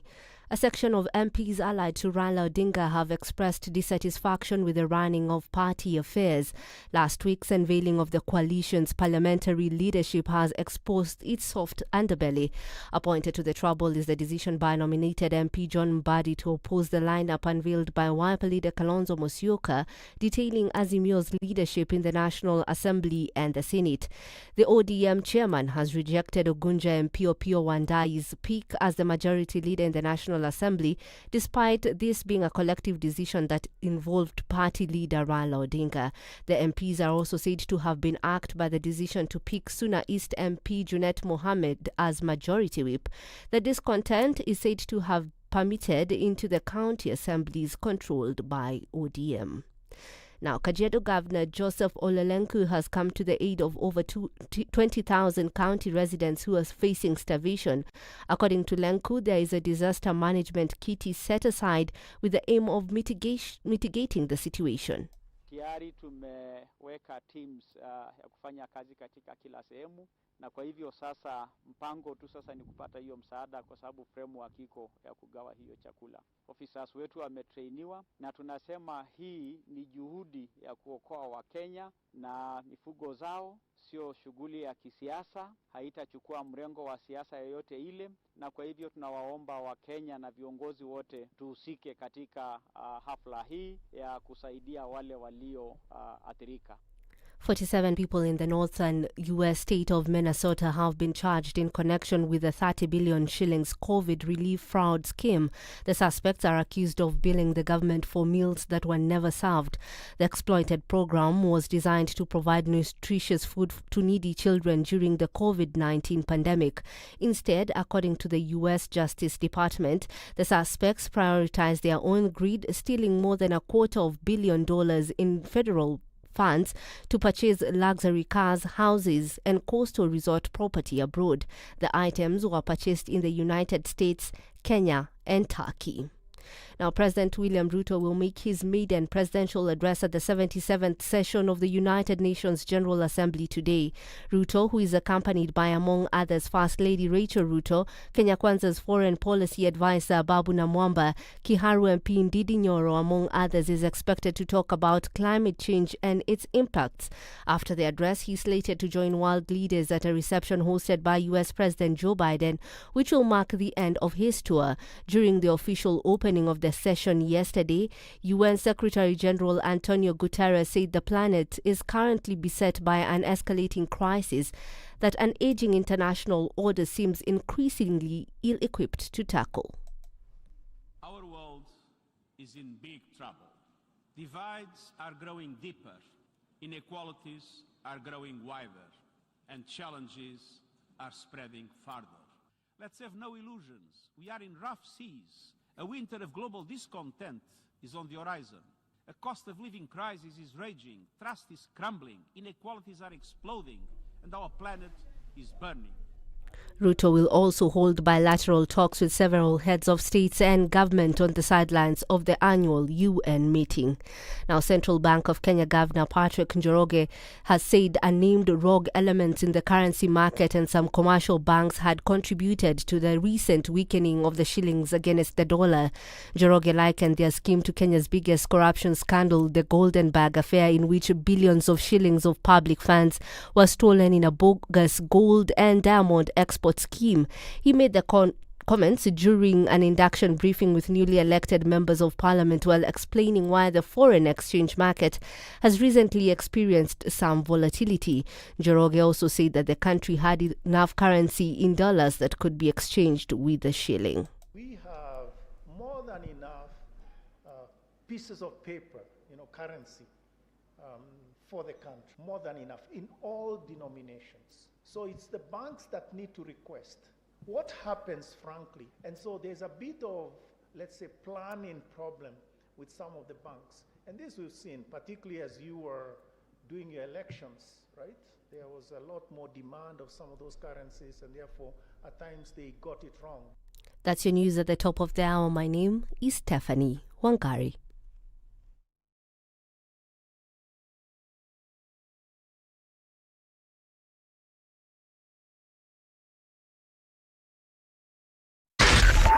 .4 Spice FM, Nairobi. Okay, so a few minutes after 9 o'clock, and we're still looking at traffic that's built up quite some on the Thika Superhighway coming out to the CBD. Looks like we might be here for some time still. All right, so let's just hang on to that. But it's been able to keep things at least really sane today. It's not been too bad, but whatever this business is that's going on, coming off Landis and going towards Kamkunji, we're seeing that's really tight. Still on the Thika Superhighway as well. Wow, that's not ending anytime soon either. So we'll keep an eye on that. Traffic hour should be over in a short while, but still some parts of the city where it's still heavy. Let's talk on SpiceFM KE on Twitter in an attempt to keep things moving this morning.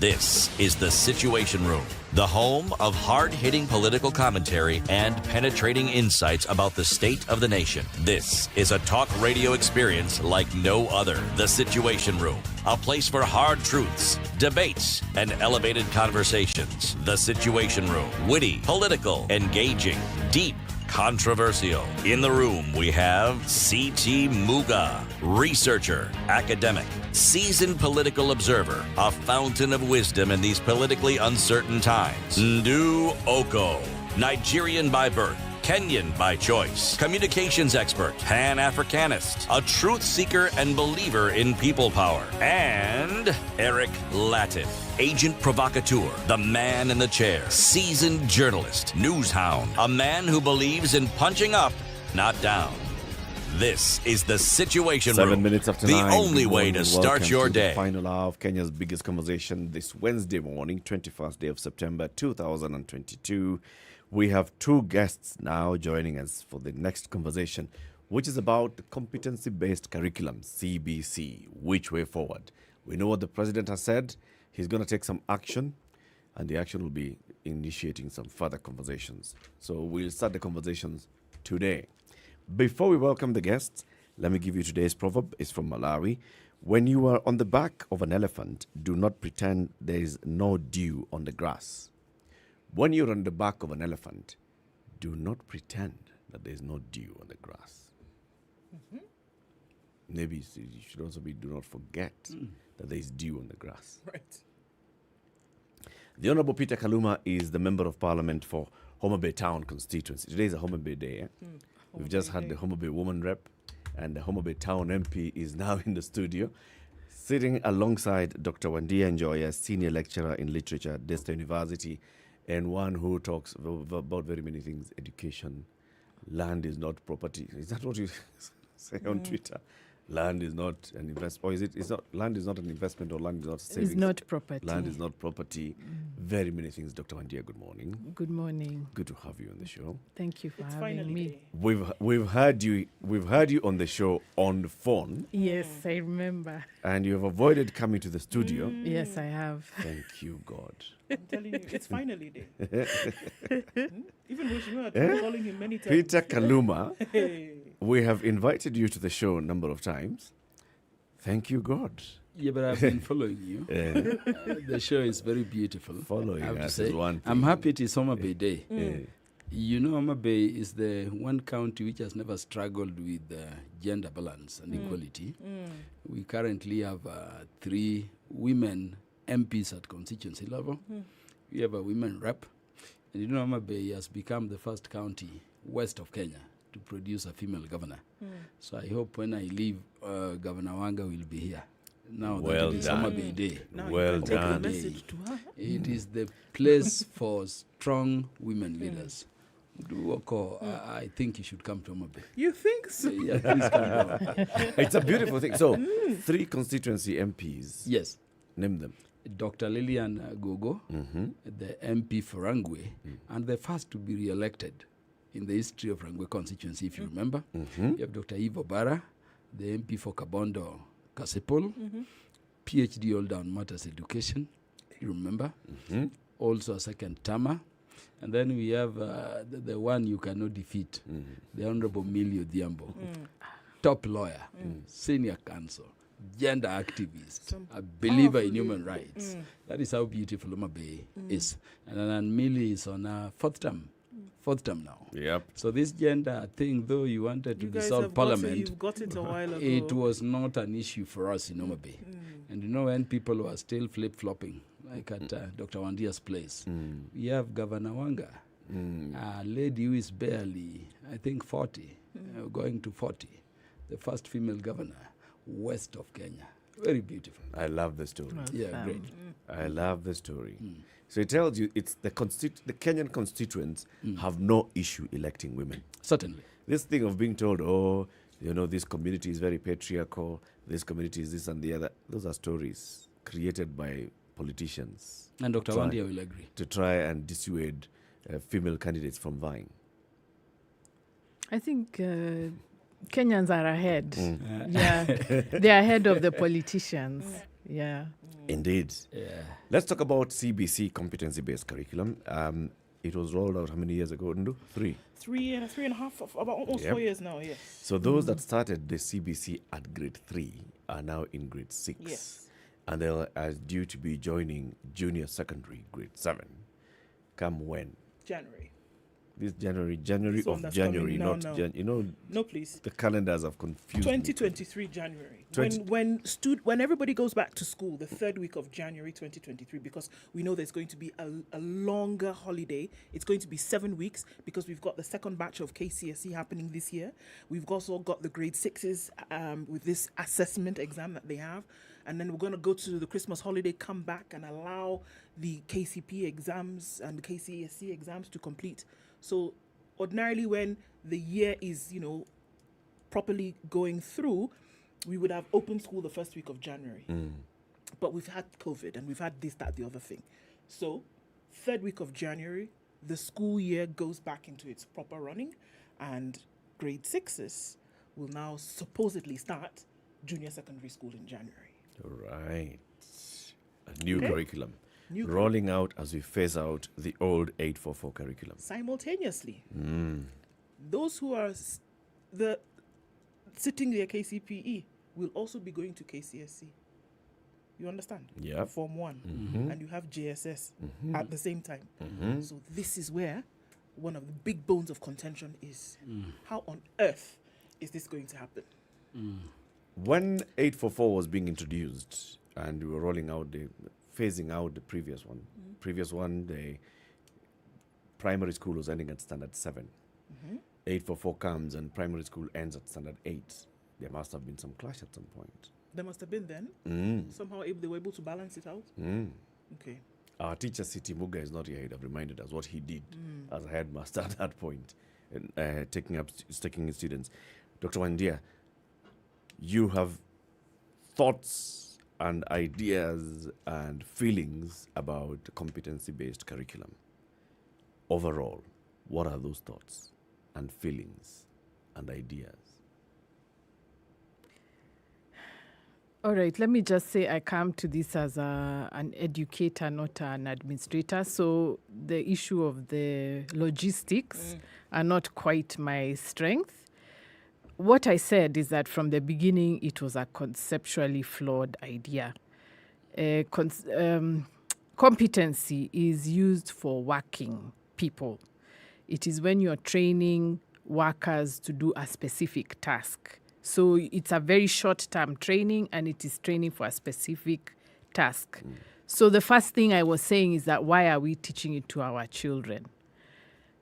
So from there, everything to me is whatever else we have seen in the system, all the problems start from there. The fact that the idea is flawed. Because you see what happens once you don't do the work of conceptualizing what it is that you want, and you implement it anyway, and you refuse to answer our questions, then now all the problems we are seeing were inevitable. So I'm not surprised at all by what has happened. It was happening.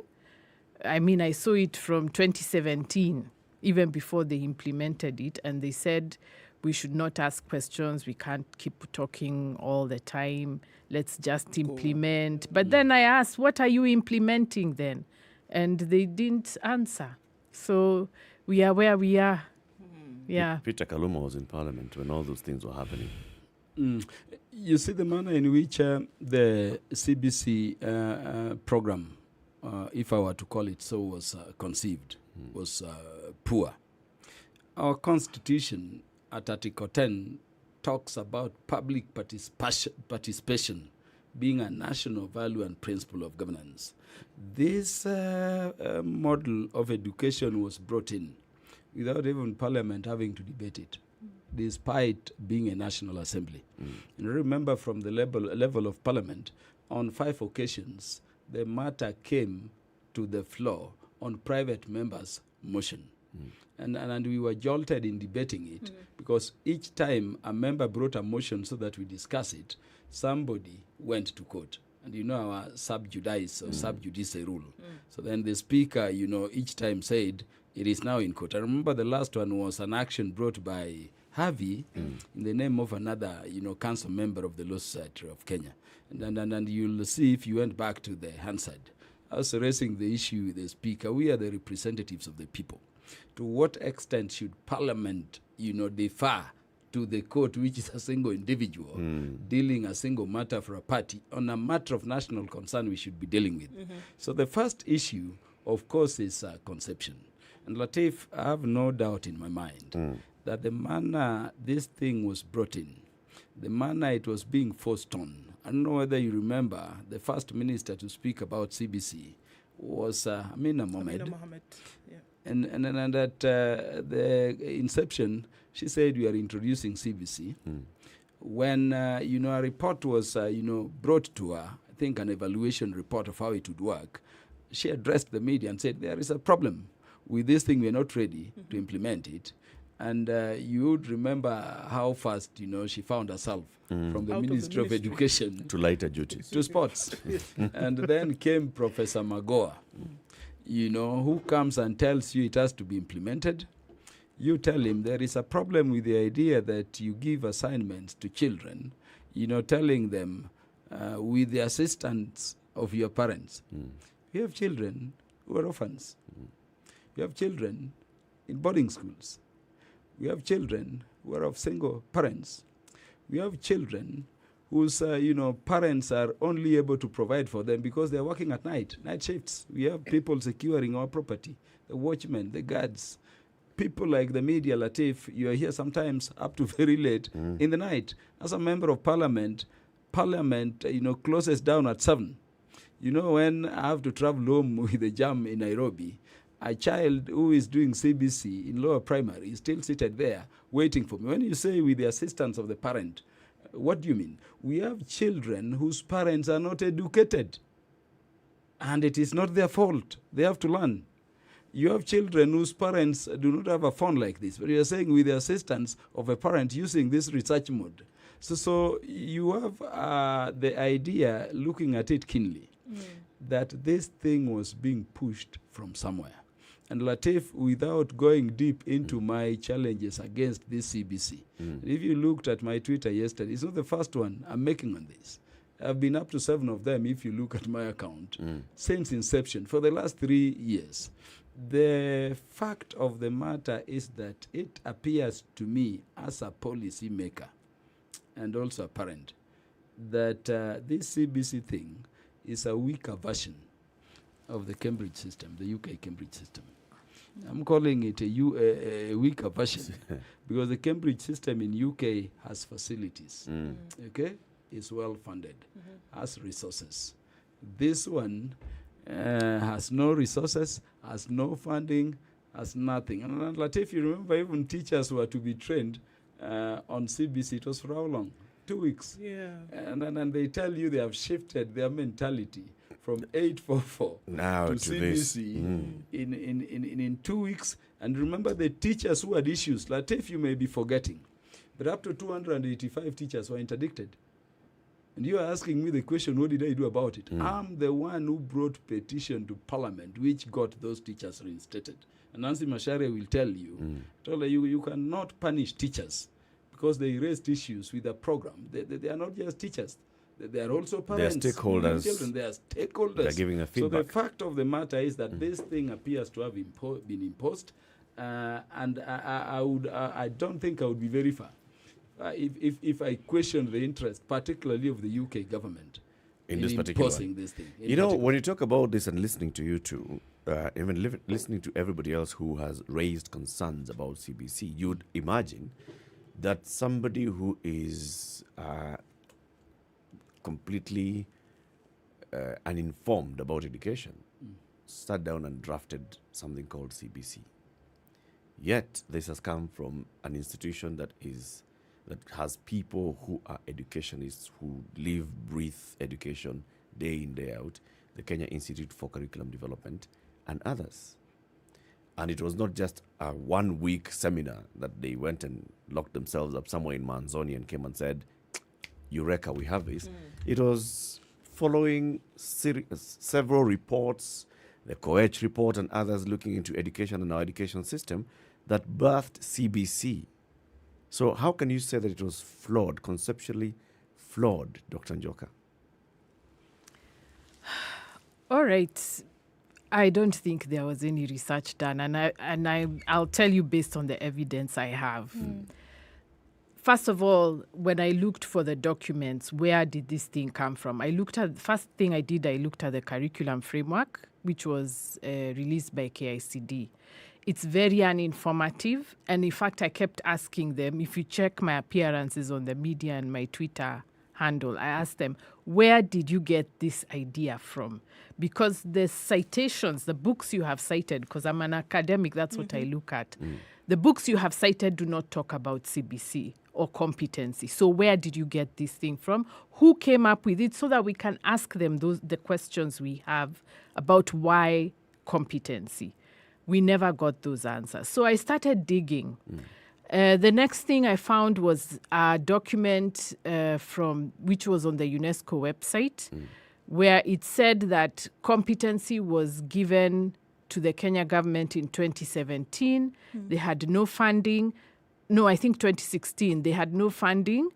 So the British Council promised to fund it in 2017. So in fact, actually, the decision was announced beginning 2017, and Matiang'i is the one who launched the pilot after elections of 2017. So that's the second thing I found. Apart from that, there's very little on competency, except that now later on, after digging a lot more, I found this article by an education scholar in Turkey who said that nobody knows where this idea of competency, especially at primary school, came from. But his suggestion is that it came from the business corporations. And what they did was there were several interests in having a competency curriculum. One, of course, was technology. If you technologize the education system, it means the tech companies get business. So the idea of competency started with the tech companies. They funded journals even to publish in favor of competency, but it was never something that was being talked about within academic circles. So they sponsor these journals, and then they now start also putting pressure on global bodies like OECD, UNESCO.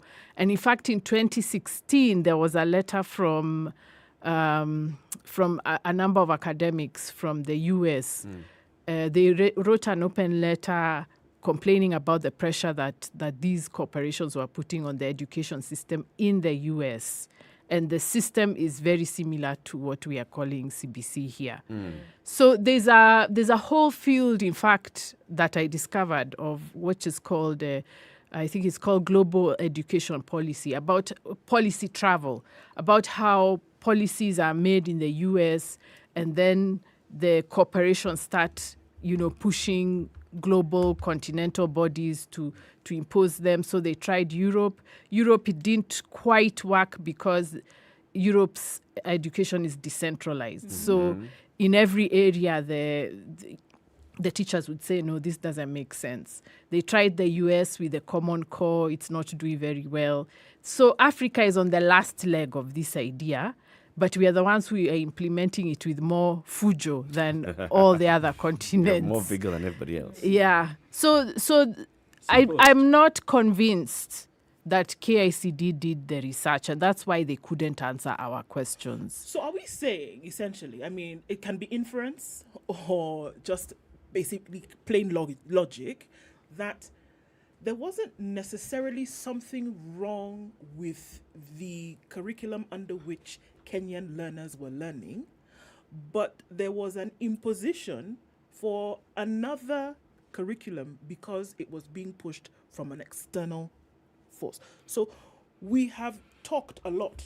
People have said things. People have made suggestions. Oh, well, 844 did not give an all-rounded, approach to education. So people would cram for exams. They wouldn't really study. They didn't know the stuff of the content of this, or they didn't know the stuff of the contents. So they would study for exams, and that was it. Ask somebody who's just finished KCSE to tell you some of the things that they've, studied, and they were not able to do so. That has been said.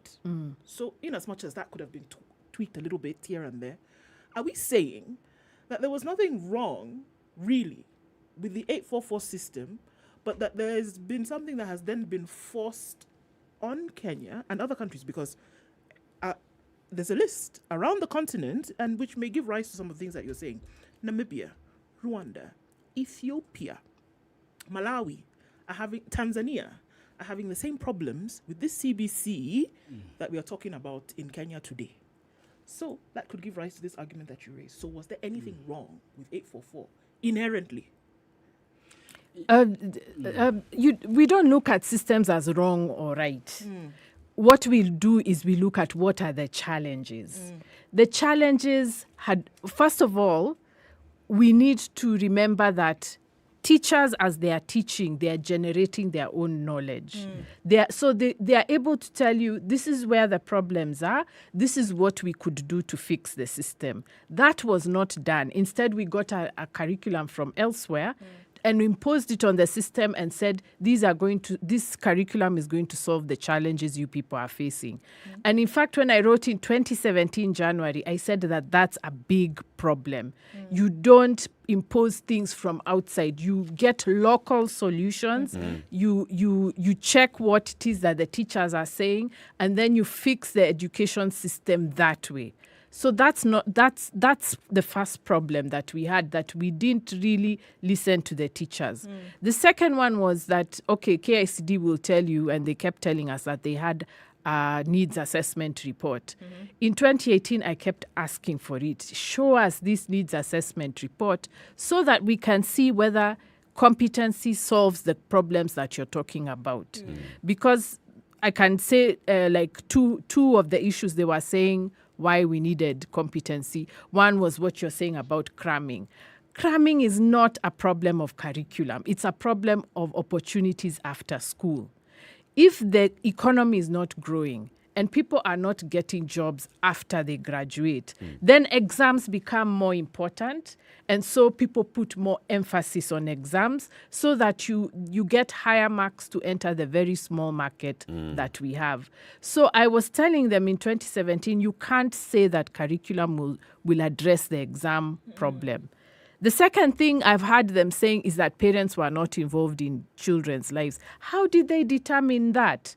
Did they do a research on families in Kenya to say the parents are not involved in children's lives and they're not involved in the homework? Well, the reaction from parents now tells you that there's a big difference. Because suddenly they're being involved in this homework. Buy this, keep this box, keep the other thing. The ones doing the homework. They're supervising the assignment. But what does involvement mean? Are we saying that an illiterate person or a person who has not gone far in education has nothing to teach their child.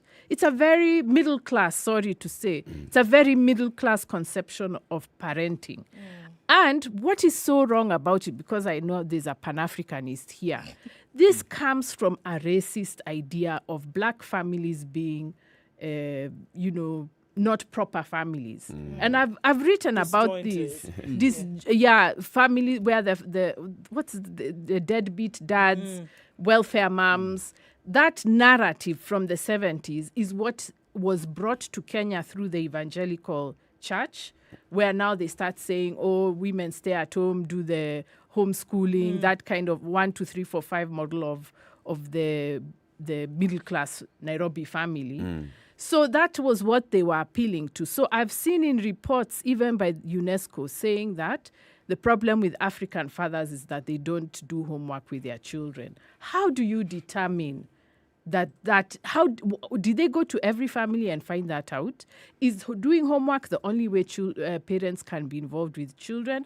Are we saying that parents cannot educate children in other things outside the school curriculum? There's so many problems with some of these narratives, and yet they used them to give us this curriculum. And this goes to a wider story of UNESCO and these, big global corporations bringing curriculum that was initially meant for Black American education. There's a history of Africans getting those kinds of policies. So even competency had been experimented on largely Black schools in Philadelphia. So they bring that here. It's not being given to the kids of Silicon Valley in California. It's to poor black-dominated schools. That's what they're bringing here. And I'm sorry to say that Kenyan education professors have dropped the ball. They have refused to do the work. I should not be here. They should be the ones talking. They should be the ones talking, but they haven't done the work, because every time when you look at their work, it's always about commission this, commission that, commission the other, and they never analyze where are these ideas that we are being brought, where are they coming from? What's the source? Washimo, before you take a break, please react. You see, Latif, I am a product of the 844 system. The system as conceived and initially implemented was very good. I remember from early primary, and I think Dr. Wandia would confirm, we had these practical courses. We were doing arts, we were doing crafts, we were doing carpentry, masonry, music, animal husbandry, agriculture, home science. By the time I was in Standard 6, I left my home to live with a primary head teacher elsewhere. And I was the one cooking for him. And those ugali, hard African ugali from millet. You get it? And it was always fine. I would wash my things, okay? I would look at an animal. I can tell you whether it is a rabbit, it is a chicken, it is a pig, it is a cow. And just by look, I would predict with 90% probability the disease the animal was suffering from. We were taught more so in the rural context, just look at a cow and you know whether you need insemination, whether it is ready for it. I mean, we had it, whether it is cash crops or, food crops. We knew the type of soil, the type of fertilizer, how to do compost manure. Like I'll tell you, by the time we were doing primary, even mixing mortar. And I don't know whether you remember, we would even build something from practicals which would be graded. In terms of music, we knew all instruments. We would not just, play, but make a notation. Do the drums, you do the singing. You make what? Did you call it orutu? Orutu. Orutu, the string, the string instrument. The necklace you see on Dr. Wandia is something I would do in Standard 2. We were carving rungus, doing ropes. These practical things. Now, over time, across time, because of urban and rural, 844 went theoretical. And I have to admit, we left the practical, and a lot of theory was going in. To me, the key was not to bring a foreign program and impose it without looking at circumstances. We could be having knowledge-based or competency-based programs in the US, in the UK, in Finland, and in Africa, but implementation and their approaches are different and must be based on circumstances. When you want to implement CBC in Kenya, and I think why 844 moved from 7 at primary to 8, we were looking at the idea that not all our primary schools have sister secondary schools. What is the age by which pupil who has, passed KCSE can go and board? So you see that facing. And so in as much as it was knowledge-based as initially conceived, we were looking at this age, Kaluma can now leave Ndiru Primary School and go to Alliance. And board. And go to Rapogi. And they can board without thinking so much of the parent and be focused in their studies. And not only that, they can actually go by themselves. Yeah. They don't have to be by taken the way, to parents school were not taking us. I can tell you, we had buses moving from our Rodiko Pany market for over 6 hours, and you are holding the javelin. We used to, for 6 hours, and this is a distance of just some 80 kilometers. Yes. And you are holding it there. Going to school. And by the way, then you are in a matatu, you are in and you are seeing the road as you move. And it is rackety there. And you are alone. No parent is there. You are being taught to be a man or a woman of the world. Look at what CBC is now proposing. And I can tell you, I didn't just go through 844. I have a child who is actually doing KCSE this year. I have another one in Form 1. I have my my second last born son, named after me, who started in 844. Is now supposed to go secondary junior. And I can tell you, we were supplied with schools to choose. It's a boy aged 11. You are telling me, do you want to choose Kapsabet or Moi teaching Rifaro or some school somewhere? Like, this is a 10 to 12-year-old boy. Does he take care of that? Look at it more critically. When you go to Ndiru Primary School in Homa Bay Town, where I studied, I'm just starting up a secondary school. Okay? How do you compare a child being told you'll move from Ndiru to a far-off school? Okay? At that age, it's not a boarding. Or you'll move from Ndiru to Ndiru, which is starting up, against a child moving from Nairobi Primary School to Nairobi School, or Alliance Primary. So you see, you have siloed students, and really you are advantaging so many of them while you are disadvantaging, the others. So what we needed to do, the world, of course, is changing. We would have gone back to 844 as initially conceived and implemented. And because we have modernization and we have the technical skills, there's things like computer, literacy. Could have introduced them. We inject those, but remember still that facilities are varied in the country. That's true. What Turkana has is not what Nairobi has. You saw those ones who are being taught swimming on the dust somewhere. Oh, don't get me started. Yeah. So circumstances must inform the system and implementation. And that is what we are not doing because we've become too dictatorial. You get a minister talking at the people instead of listening to the people. Not talking with the people. Let's take a break. If I don't know about CBC and I'm a member of parliament, what of that, parent in a corner in Siaya? The Honorable Peter Kaluma, Homa Bay Town MP, and Dr. Wandia Njoya, lecturer at Edesta University and an education enthusiast, are our guests this morning. We're talking about CBC, so which way forward? The president says he'll soon constitute a task force to start a conversation again about CBC. Let's wait for him to come back, but let's start our conversation. Is it November or October? When we'll be running? It is in October. Last Sunday of October, the Standard Chartered Nairobi Marathon will take place. Folks are registering for it. You can register for the full marathon, 42 kilometers, isn't it? Yep. 21 kilometers is the half marathon. Yep. There's a 10 km. Yep. There's a 5 km walk. There are many things that you can do. Involve everybody in the family. We don't call it walk. We call it family fun run. Okay. Family fun run walk. And so there's an opportunity for you to do that. Registration is ongoing on Standard Chartered website. An opportunity for you to come out, get some fitness in, be an athlete for a day, and hopefully it'll be something that will be continuous thereafter. But the great thing about this is that it goes towards making sure that there are young people around the country who may not go to school, who will then get an opportunity to do that, be involved in beginning levels of entrepreneurship and things like that. So you running affects somebody's life positively in the future. 20 to 10. Let's take a look at the traffic.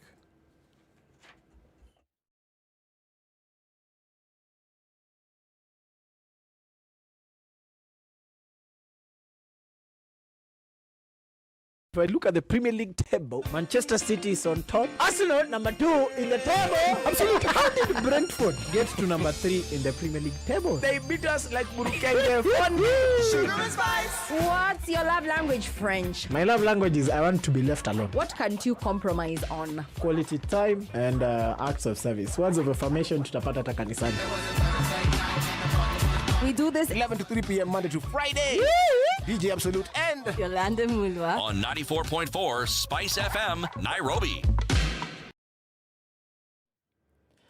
All right, so we are looking at cloudy conditions still in Nairobi, highs of 27. We'll see highs of 25 in a sunny Nakuru, and it's 19 and sunny in Nyeri, going to highs of 24. We'll also see highs of 24 in Eldoret, where it's sunny at 20. Light rain at 26 in Mombasa, and it's 25 and raining in Malindi, going to highs of 29. 29 is what we'll see as a high in Kisumu at 25 currently, and it's also 25 in Kakamega. We'll go to highs of 27. 28 will be the high in a sunny Kampala. We'll see highs of 29 in a rainy Dar es Salaam. It's 12 degrees and raining in Johannesburg. That has not stopped, going to highs of 18. And light rain continues in Lagos. We'll see highs of 29. 31 will be the high in a mostly cloudy Kinshasa at 24. And we'll see highs of 28 out in Beijing, 9 degrees and mostly cloudy for now in Paris. And it's 14 and cloudy in London. New York, clear at 20. Still Tuesday night, coming into Wednesday, we'll see highs of 26 and lows of 20.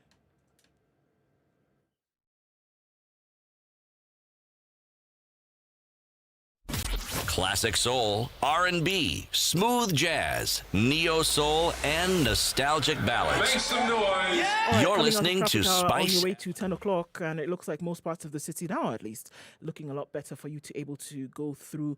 The dregs of traffic is what we're now dealing with on the Thika Superhighway, as well as Kiambu Road. Coming off of Ngong Road is not too bad for now either. Westlands, where we saw James Gishuru really heavy earlier, that's all right now. So traffic are over. Through the morning, however, talk to us. SpiceFM KE on Twitter.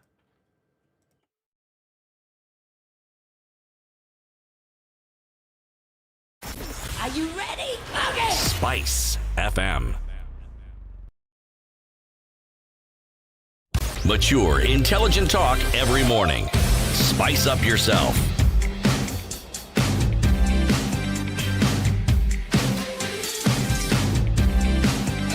Morning time we continue done the right. conversation about CBC with Dr. Wandia Njoya and the Honorable Peter Kaluma.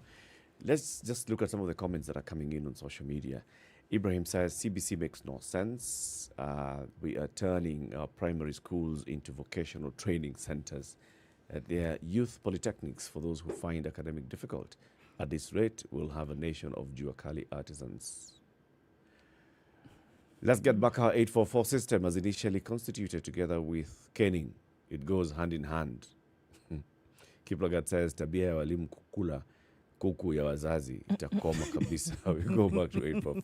There's very many other comments coming in. But now looking at it practically, CBC has been rolled out. It's there. It's been there for 3 years. The president says, let's have a conversation. What do you see as the way forward? What should we do? Should we say, scrap CBC, forget those 3 years that we've done, let's re-engineer the children? What should we do now where we are? Mheshimiwa? Yes, Latif, we are on induction now as members of parliament. Mm-hmm. Immediately we sit. I think it will be next week, and I pray so. I will bring a motion to terminate CBC and to revert to 844.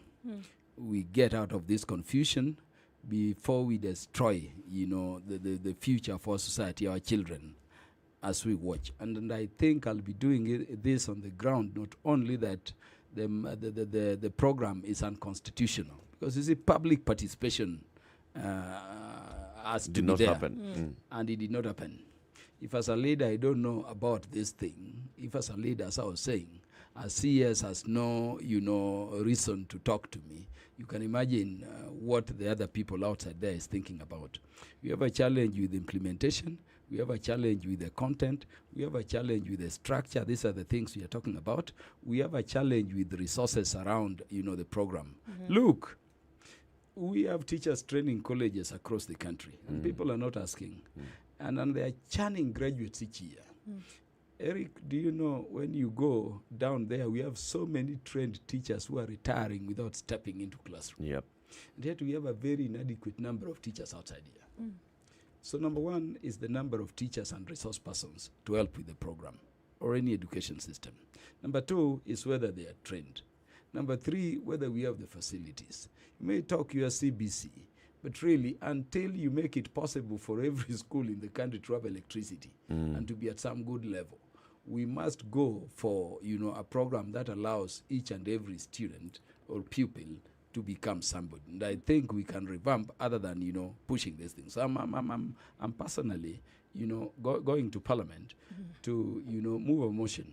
I hope we'll get a quick resolution of the House to scrap off, this thing instead of waiting for even those things we call task forces. Dr. Andrea, what should the focus be? Excuse me. What should the focus be? Because then, from what we are discussing here, it would seem as though, look, the system that this essentially was coming to replace, sure, had issues. Should the focus be on sorting out what some of those issues are, bring back the practice, as it were, stop steeping this entire thing in theory alone and bring in the practical as well? Where should the focus be? It has become clear that perhaps the CBC, in the way in which it is currently constituted, is not going to work. Where should we be going with this? I think the first thing is to diagnose the problem. And one of the things I was telling KICD is that they diagnosed it wrong. Like this split we are saying between theory and practice is wrong. It's wrong because between the ages of 6 and 16, there's really you're not expecting a child to be driving a car or something. So a lot of the basics that we are giving children between up to the age of around 16, 18 is going to be theoretical. Because what happens is that we make decisions about what we do based on what we know. So you can't say we are not going to teach children knowledge because all they need to do is practice. That is creating a robot, basically, because robots are the ones who act without thinking. We don't want robots. So I think first we have to diagnose the problem correctly. Then now the second thing is that we need to stop looking at it like two different pairs of shoes. That's not what education is. Education is children and teachers in a class trying to learn something that will be useful for when they become adults. It's that simple. Whether you call it CBC or 844 is really a matter for administrators. But for the child in the class, what they are there for is knowledge. And the teacher is there to teach it. So to remove CBC isn't saying that now we are going back to something else. It's still the same children. We're not getting new children. We are just going to keep on teaching them, but teaching them differently. That's all it means. We are not. It's not like putting on a different shoe. I think that Kenyans have to conceptually get it out of their heads that it's like I was going to Mombasa, now I'm going to Kisumu. No, that's not how it is. I am still going to Kisumu, but I'm deciding whether to go with SGR or a car or a plane. That's what you're doing. You're still going. Let me ask this. Yeah. Currently, are the children being taught differently? Apart from being given homework and being told, go and work with your parent or work with somebody else at home, are they being taught differently? Yes, they are. How? And that's what we are saying is a problem for us. They are being taught differently in the sense that what competency is at the core of the concept is that somebody must show practically what they are learning in class. So what the problem is, with children, they can't always explain or be tested on what they are doing. So, for example, there's a lesson which I saw in the curriculum, which was very crazy. Children are jumping and dancing, and in a normal classroom, you're just happy that the kids are happy. You're not asking for anything. You jump, you dance, and they go home. They have exercised themselves. They have improved their motor skills. That's enough. But what CBC does is to say, number one, we need proof that you people jumped, so take pictures. So that's why you're seeing all these pictures. Take pictures, upload them on the NEC website. The second thing they are saying is that now children must show competence in knowing why they jumped. Why should a 7-year-old know why they jumped? Who cares? So now the kids are being asked, why were you happy when you were jumping? And how do you say that that answer is right? And how do you say that answer is right? But But doesn't it help the child does- to start thinking, okay, so I was jumping, this is what I was feeling, this is what I felt. at that Or age, if they're they not did- supposed to be thinking What like if a child that. answers, if you ask, why is the child in this picture jumping? What if the child answers, because the teacher told him to? That's okay.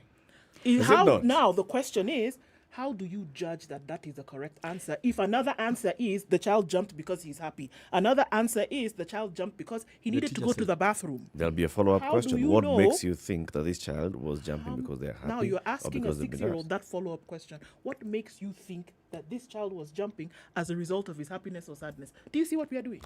Exactly. And Yeah, teachers you're opening teachers up the should not child's be minds. grade. No. Okay, actually, I wanted to get to that. You don't ask children those kinds of questions at that age, because what you're doing is that you're making them very self-conscious. They start to ask, am I doing the right thing? Has it been approved? Did teacher say it's okay? And that has psychological implications for when they're adults. They grow up not having a motivation of their own, being able to do things intrinsically for their own purpose, because they're always being used to asking for permission, being graded for every simple thing that they do. So these are the questions we were asking. Do we want to be doing this to children at 6? And what does it mean for when they become adults? And those are the questions that KICD didn't want to answer. These are very serious psychological implications. I mean, we are asking children to judge things that university students judge. It's university students in kinetics or whatever who are going to tell you this is what jumping does, this muscle moves here, the message from the brain, and I don't know what. That's for university students. But for kids, you want them to first enjoy jumping, to feel their bodies, to be aware of their muscles, and to have fun. That's it. That's what it means to be a child. So if you're already asking them to explain why they are doing things that should come naturally to them, when they are 25, they will have no self-confidence, because they'll be so used to doing everything and waiting for the teacher to judge it. They'll be or rational people. And a headmaster to judge it. These are the small, inconsequential things which parents don't care about, unfortunately, that some of us were asking. Do we want this kind of thing to be done to our children? I say no. We should let the children enjoy who they are. We should stop testing it. We should stop asking questions and let them learn. But let me just say, for me, there are 3 things that need to go. One is this transition. I think it's very crazy. Kenya has no resources, but we want to build schools which are not necessary. And yet we have primary schools that have extra classes, which were initially for Standard 7 and Standard 8. Let the kids continue grade 7, grade 8 in their primary schools. The second thing is the assessments. The assessments are too many. I don't think even the NEC has the capacity to look at all those grades. Millions of grades every year. That's ridiculous. But you see, that's why they are doing the multiple choice, because they don't want to do the work of looking at how are children learning. And I think there are tenders also to do with that, because you need machines to mark those bubbles and all that. So that has to be removed. And then the third one is parental involvement. I think there are other ways to encourage parents to be involved in their children's lives. Doing homework is not it, and it's not the role of the education ministry to tell parents what to do. That's a role of culture. That's a role of the church. All these other social institutions, that's their work. Why is the education system taking work? Already it can't even manage education. So why are they making parenting a problem? So those 3 issues, if they are removed, I don't care what you call the system, because I think the content is the same. I don't care what you call the system, but remove those things so that we are not all nervous about what next. Because, and this is what I said, that we are going to be nervous, troubleshooting for the next 5 years. I predicted it, and here we are. We are doing the same. Latif, parents are not being involved in assisting or supervising homework. The fact of the matter is that it is the parents doing homework. That is, and check any CBC parent like myself across. I was. Why are you doing homework? You're supposed to be assisting your child. Yeah, let me tell you. You know, these children have also their older, siblings. Yeah. And they have their mother. So I'm at home over the weekend, and this child, the assignment is to do, to make a puppet. And the boy is struggling on, how to do it. And I find, his older siblings, so I'm telling them, are you the one doing it or him? It reverts to him, and the boy is stuck. I go in the evening, and the mother is now struggling to study how to make a puppet. This is the fact of the matter. Whether it is beads, it is the parents doing the thing. And if you doubted it, that if I don't know whether you've seen the practicals across the country, when it is towards end term, you see from Turkana to Kwale, and they are all over social media. They are learning how to make some wheelbarrow with something. Everybody is pushing some wheelbarrow made by themselves. And then they're the same. Where is the innovation age? Let me tell you something where I agree with, Dr. Ondia. As a lawyer, the best legal mind as a judge we have ever had in the world, in the Commonwealth, is a judge called Lord Denning. Lord Denning was initially a mathematician, not a lawyer. Remember the people in the legal profession, Dr. Ondia, the people who left college with first classes and others, are not the best legal practitioners as advocates outside here. When you are saying you are going for knowledge-based or competency-based or talent-based program, at what level are you going to identify the true talent or knowledge of this child, and with what skills?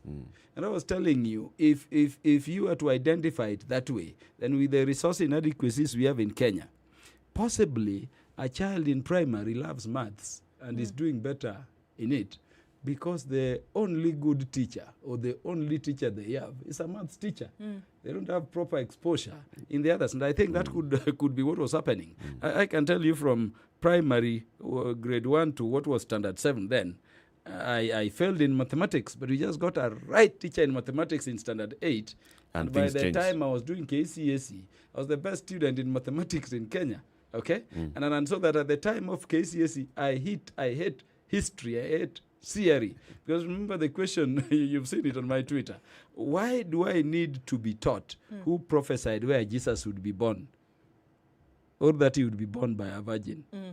Teach me the values out of religion. Teach me the morals, the ethical principles, not which prophet was a prophet of love or wherever that we cram. Now, when you say you are going to identify at what level, and so I'm saying, let us allow people to learn generally. As Daktari is advising, don't have, particularly pupils, ask why they should do things before they do them.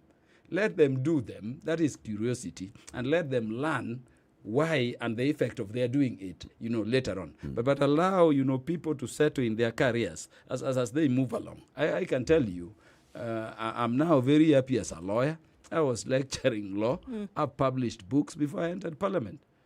And anybody outside there will tell you, bring me this lawyer who learned under CBC from England or the US on any topic of law. We will put them there. Let people have their career choices as they go based on circumstance. Don't disable some people completely because they cannot have the facilities to be because of something imposed by foreigners called CBC.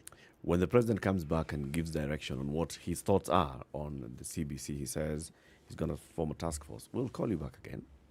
And let's look at so this is what the president is saying. So this is the direction he's taking. When you take your motion to Parliament, we'll also ask you to come back. Thank you. And let's look at the motion as well. I want to read this comment from Chris Michaels. He says, this is personal. I'm a product of 844, and it took me 5 years after university to get the proper experience to be competent at a job that I had studied for 16 years, and I'm in the market competing with 20-year-old guys with the same experience as me. That's computer and others. I think that is the challenge. Let him engage his time to learn where the modern world is going. And by the way, traditional courses like law are collapsing. People are now into cyber security, technology, and other things. You go to countries like Estonia, these things you call a lawyer going to court is no longer there. You sit with the new and you and a mediate. computer will be You your go lawyer. home. Yeah. Thank you very much, Dr. Wandia Njoya, Senior Lecturer at Desa University and Education Enthusiast, and the Honorable Peter Kaluma, Homa Bay Town MP. Thank you for tuning in to Kenya's biggest conversation. Have a lovely day. It's 10 a.m. Spice up your life